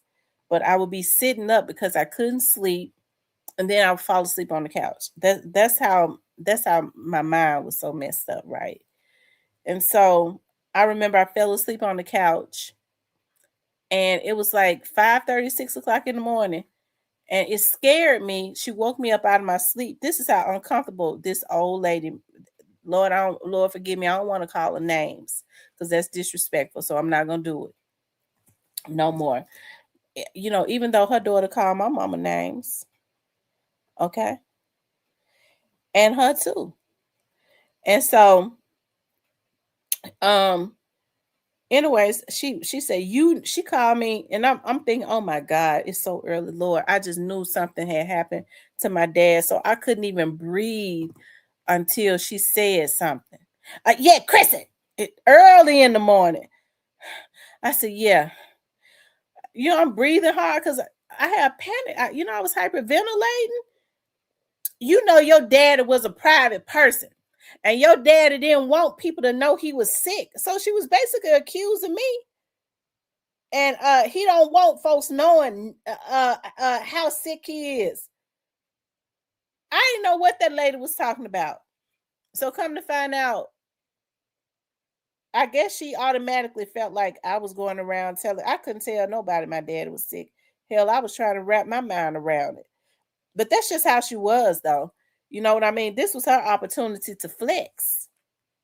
I guess she said for 40 years, I ain't been able to tell him, don't love your daughter. Because I later found out that they was trying to talk him against me and lying on me and all types of stuff. Yeah, these folks gonna get that stuff back. What kind of human beings are they? So when folks say I hope y'all can mend it, I don't want to mend nothing with nobody like that. I don't care if they is family. I don't deal with folks like that. Relatives or not, and I don't consider them my relatives. Okay. It's a darn shame when you can have. I remember like when my dad was getting ready, when he knew he was getting ready to retire, he was getting sick. He didn't tell us though. And so we would have meetings for our nonprofit organization at his house on every Saturday. So I remember my dad looked at my sisters and said, okay. He was like, so because my dad had wanted to get into politics, do run for office again, a different office, but he started getting sick. Okay.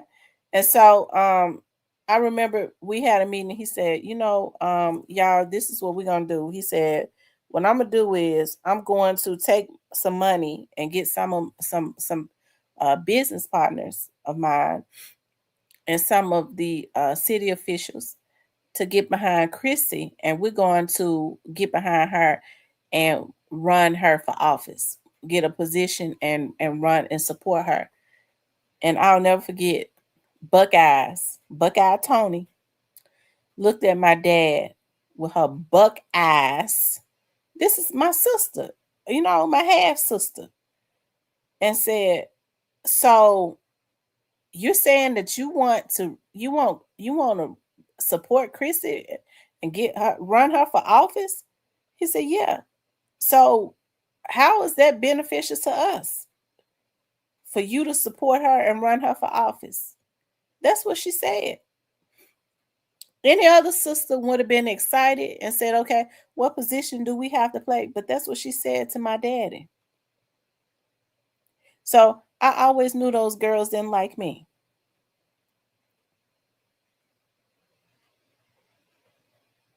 And her mama just sitting there staring at me. And when I would tell my dad, I tried to tell my dad a couple times, I said, Dad, I don't think your wife or your daughters like me. He said, your daughter, my daughters, those are your sisters. You grew up with them. Yeah, my dad was in denial. They do like you.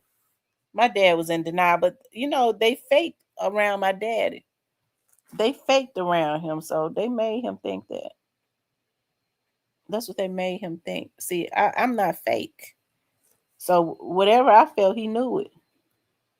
And I didn't have anything against them women because I wasn't studying them. I don't live my life grudging and hating on other people. I live my life trying to figure out what I can do to make myself better and put myself in a better position to be a wealthy woman. That's how I live my life. Hating on another woman ain't gonna make me wealthy. I knew that years ago. Some people ain't got it figured out though. And so that's the one thing they felt like we can get our lick back. He put all that time and energy into her. This is our lick back right here. What we're gonna do is we're gonna steal her money. He dead now.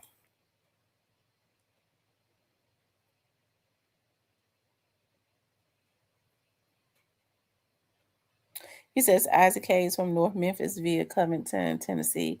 But we're gonna claim that as North Memphis Oscar and half of the 36. Yeah, Juicy J and his brother Patrick, what's his name? Project Pat. They're from North Memphis. I think Juicy J and Pat and Project Pat's father had a church. He was a preacher. I think he had a church in North Memphis. What Cypress says? Cypress, no, I think their dad had a church in North Memphis.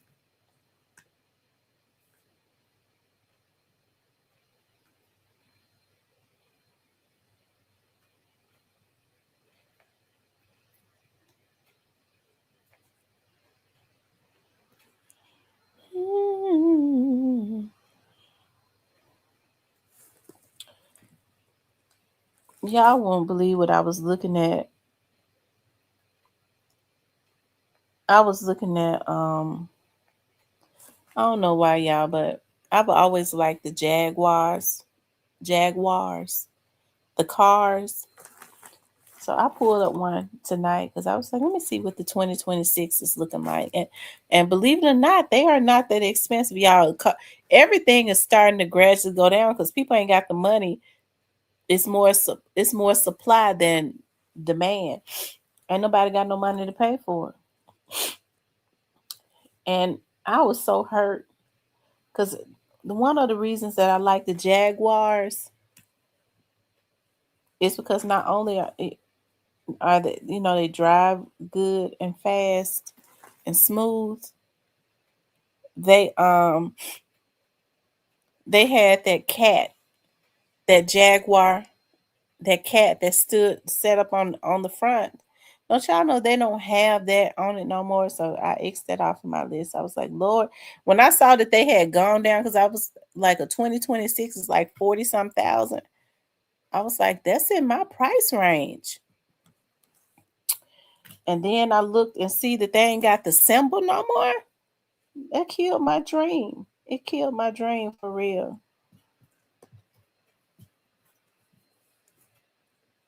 It killed my dream of ever having one.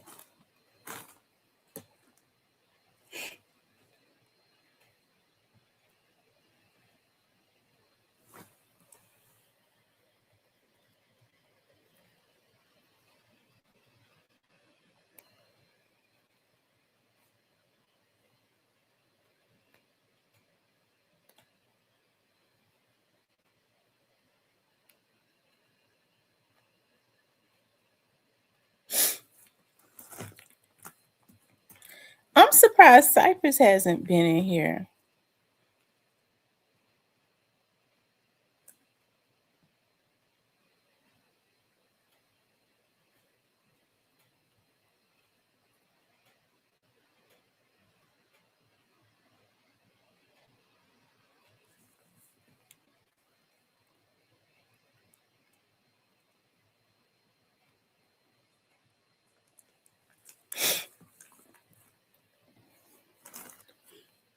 Oh yeah, it was something. It was a song I wanted to play for you all that really touched me. I've listened to it before. I had not listened to it in a long time. I think it's gonna be a blessing to y'all too. So don't log off. All of you are in the back. I think the song is gonna be a blessing.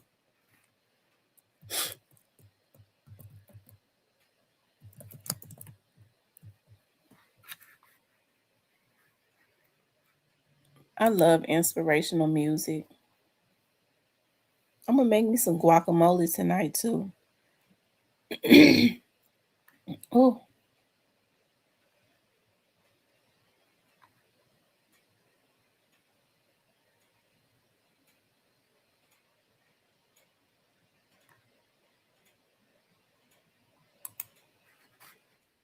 hold on.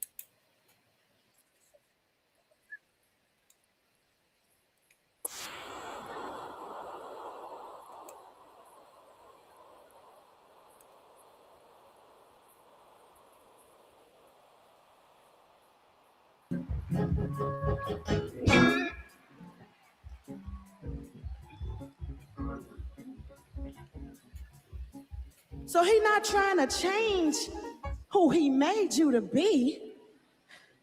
He just wants you to use all that swag for him. Cartwheel in church. Almost got extra for not just me, but support gospel music, period. Low self-esteem, this CD is going to bless. Sales overall are low. And so I would please ask you to please support, give it to someone. If you already have it, buy it for someone who's suffering, who has been abused, who's been on drugs, who has low self-esteem. This CD is going to bless them. Amen. All right, let's go.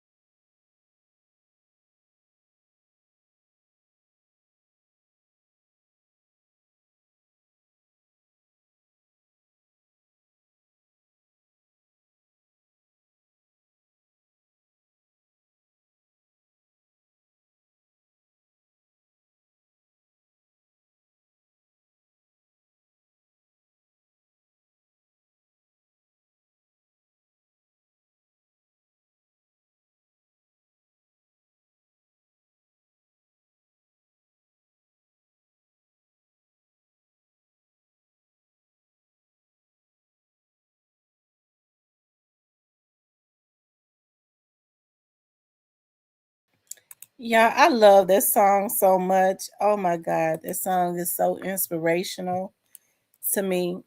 Just the words of it, and then listening to her testimony of how she was on drugs, because her mother is a famous gospel singer. Lisa Page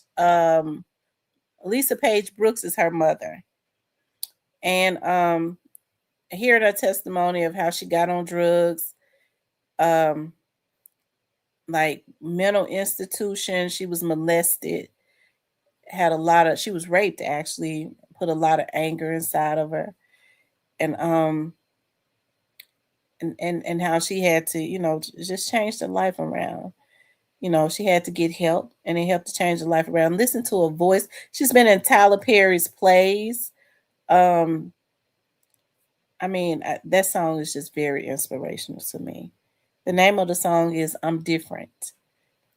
And I think we've all had to go through some pit experiences, because I often talk about, like, I freely talk about, like, the depression that I went through when my dad passed away, because I know that we all go through the same things. Like, it's not, I'm not ashamed of it, because I know people go through stuff and they try and hide it. They don't, they want people to feel like they're strong, they can just carry the world on their shoulders. And um hey, just shame to talk about certain things. And so that's why I'm on here, and I try and be as transparent as I can be, because I want for folks to know, like, we all go through the same stuff, really. Different people, different times, but we all basically go through the same things, right? So um yeah, so that's why I love to listen to inspirational songs. You would never know, like, especially when I get up in the morning times and stuff. That's my time. Even if I get on here early, I've been sitting up for a long time. Oftentimes in the morning time when I get on here. Hold on.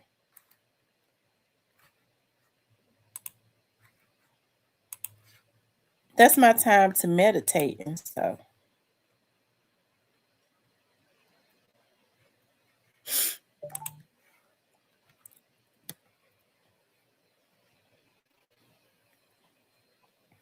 Who working on the deal? Oh, Cypress working on the deal to do a documentary on Gotti. Child, Gotti doing all he can to try to stay out of Dodge. It's almost as if he lives overseas. It's almost like Gotti lives overseas. I don't know. I believe he was on a video. Some Gotti looks like he is so. What's the word that I'm looking for? He looks. He looks troubled. They said they brought up Gotti. What? Talk about it. Gotti looks like he's troubled to me. Like, he just do. Like, he looks like he's. I bet if he had to do everything all over again, he would do it differently. I bet he would do it differently.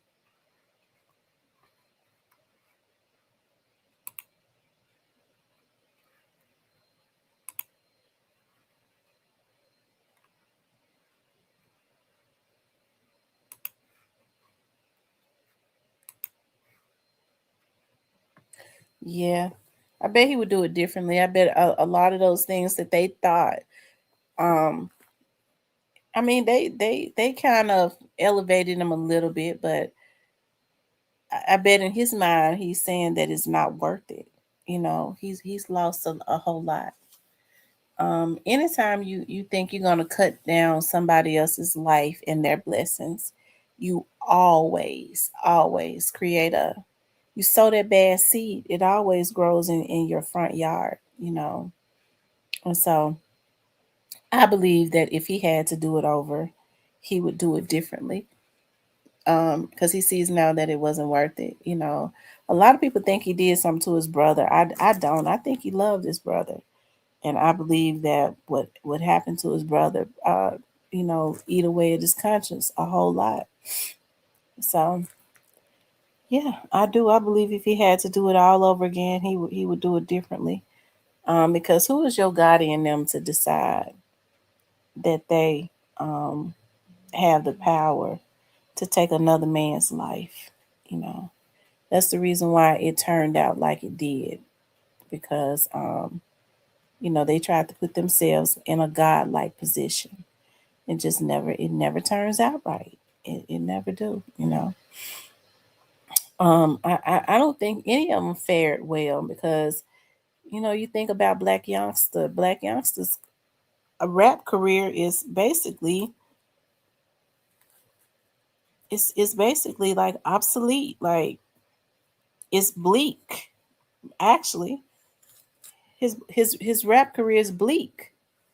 It's almost like it's not there. And then, like, all the psychological problems that they say he had, so that, so I mean, it just, it didn't turn out good for any of them. Gotti said himself,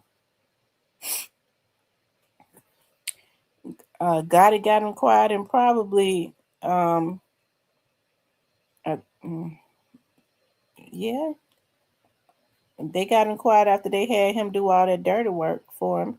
He wasn't quiet in the beginning when they thought they had gotten away with it. He was very vocal.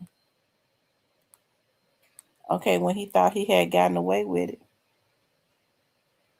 So, and each and every time there was an issue, like when there was an issue with Snoop Bands and Gotti, what he do? He allowed youngster to start talking again.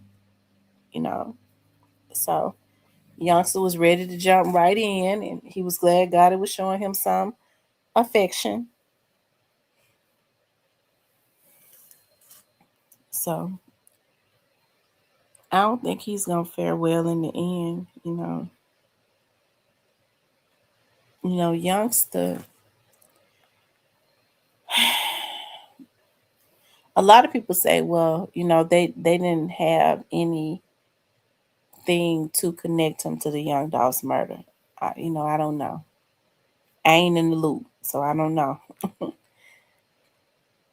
But if you felt like you was being looked at already for what happened to Young Dolph, do y'all think he would be stupid enough to go and do something else stupid in Memphis right after that?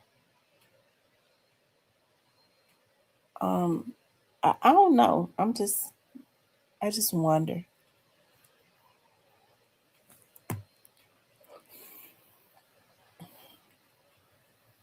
And you know what's so crazy? Like, these young dudes, they so money hungry. They so stupid.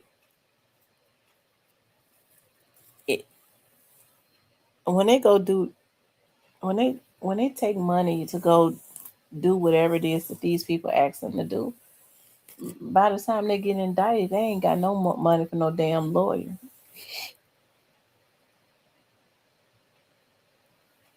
Okay, they don't be having no money for no lawyer by the time that they're indicted.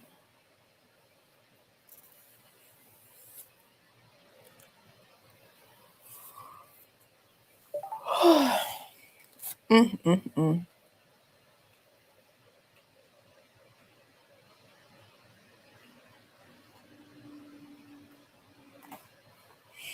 But you know what? I don't think that Quando, the difference was in that situation, I don't think Quando was trying to do anything, Savon. Quando wasn't trying to do nothing to Vaughn. He wasn't. I don't even think he wanted to do anything to King Vaughn. I don't think they plotted to do anything to King Vaughn. Unlike in the Young Dolph's case, these people plotted on this man's life. And for what? Why? Why did they plot on his life? I have not heard a valid reason yet why they plotted on Young Dolph's life. Why did they do that? Why? Why would they do it? It's just evil.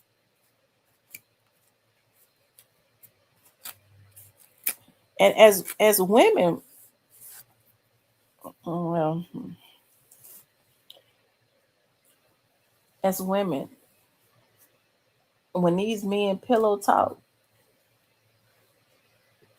at some point they're gonna have to use their influence and let these dudes know that this stuff ain't cool. Who would want to date a hitman? Not me. You think I would want him bringing that bad energy and stuff back to me? Those spirits and those spirits that hunt them after they go and kill these people, they interrupt these people's lives. And them bad spirits and stuff follows them. I don't need that around me. I don't want it.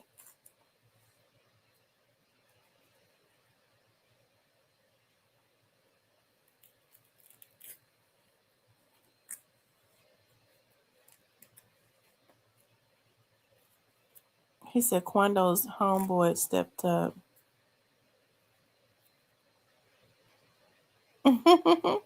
She said, I thought you was going off. I'm leaving the beauty shop. No, I'm still on. I am still on, child. Just chilling.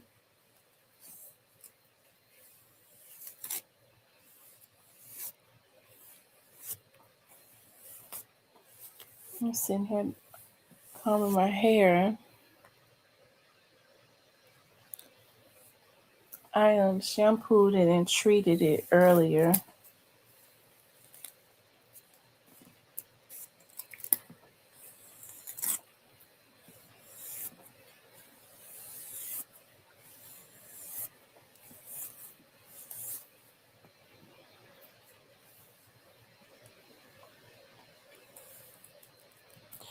But I don't know why they.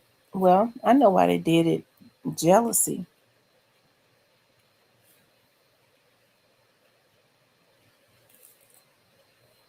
They did it because of jealousy.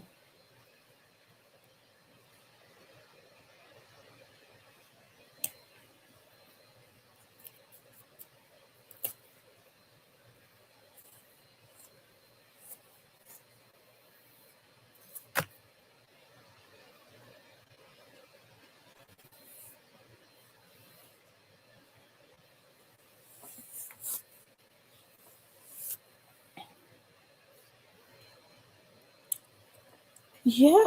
I hate that happened to Vaughn. I think that Vaughn would have been a force to be. I don't know though. Vaughn was a serial.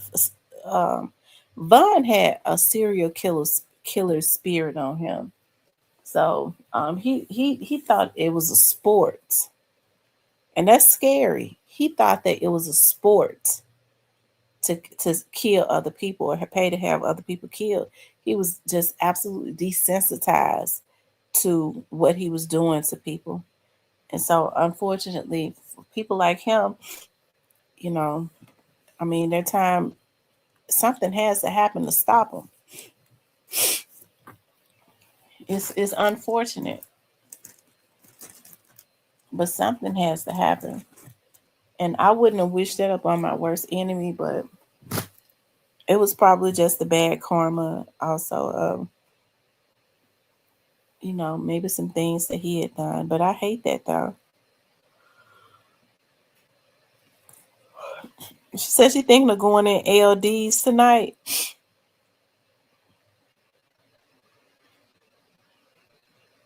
Where is LDs at? Is that in North Memphis?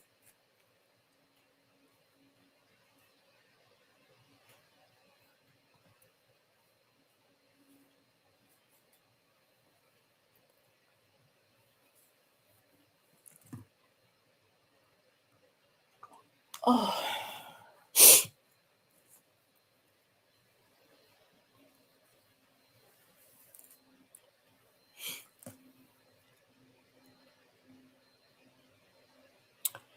across from CC's. Where is CC's at? Yeah, where is CC's at? CC. Oh, okay. CC's in North Memphis too. Okay. I never been to neither one.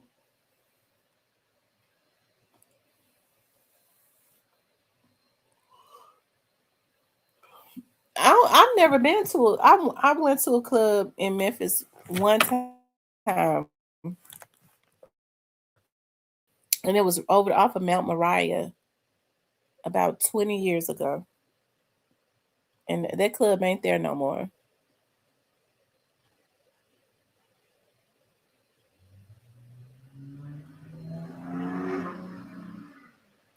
I wonder why they closed the Crystal Palace down. I wish they had the skating ring like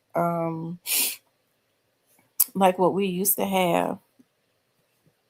I mean, but I think they had started just getting too rowdy at the Crystal Palace, and they had to close it down. Probably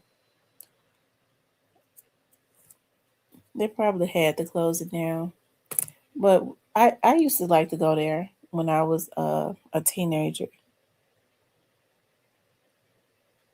We could go and skate and have fun and stuff.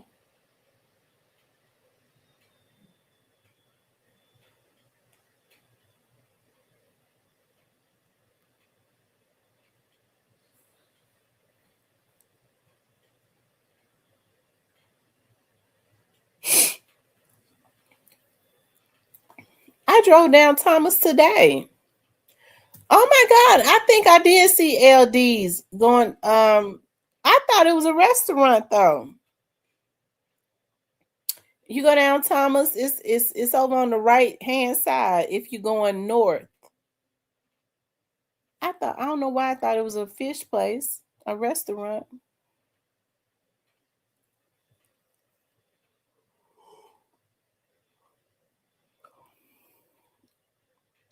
That's why a lot of clubs and stuff started taking the dance floor up and adding the kitchen in the back.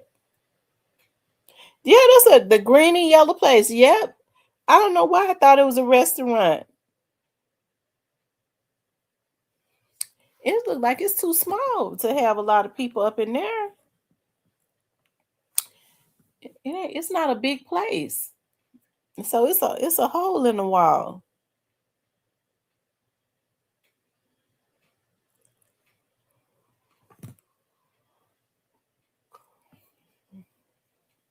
It's a hole in the wall of place.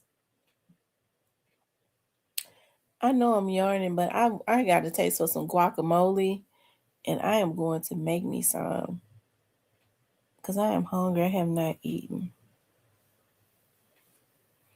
and making it will be quick because I've had a taste for some guacamole, some homemade guacamole since yesterday.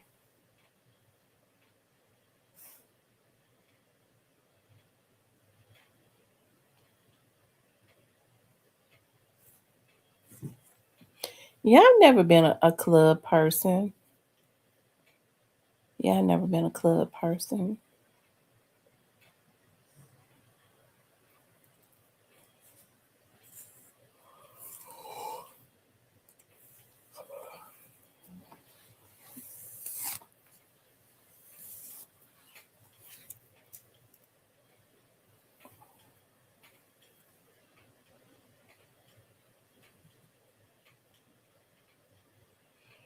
That's the juke joint. She said that's the juke joint. Hole in the wall vibe full of blues. I tell you.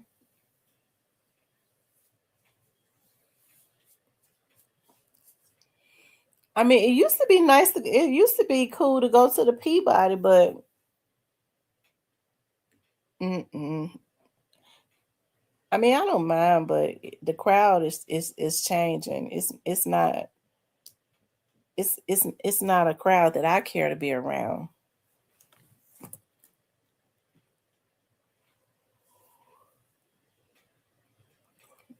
I don't want to be around nothing really under 38. Anything under 38, I'll pass because I kind of like to be around folks that's got something to lose, so they don't really crash out too quickly.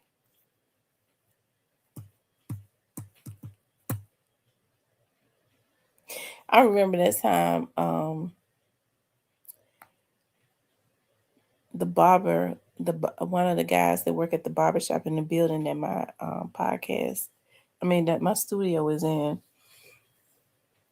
I remember he came around there and he was like, he was at the what's the name of that place on Elvis Presley, Marlowe's, that time when Thaddeus Matthews, when that guy beat Thaddeus Matthews up.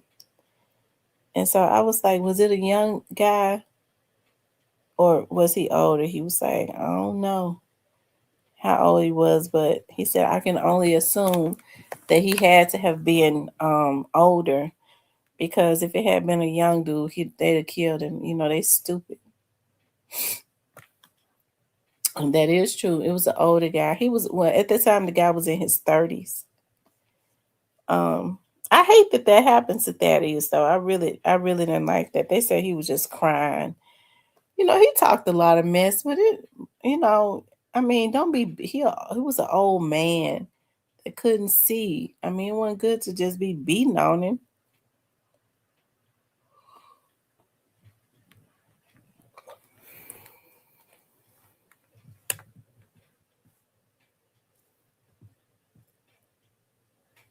I don't like it when people do other people like that.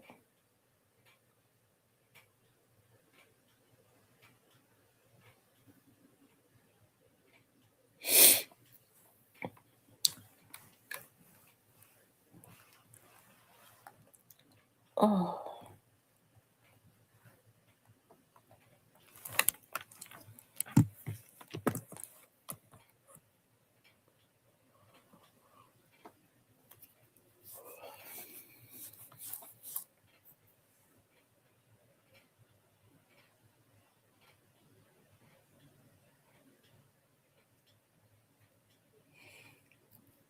anyway, y'all, I've been on here 2 hours. I'm gonna get off.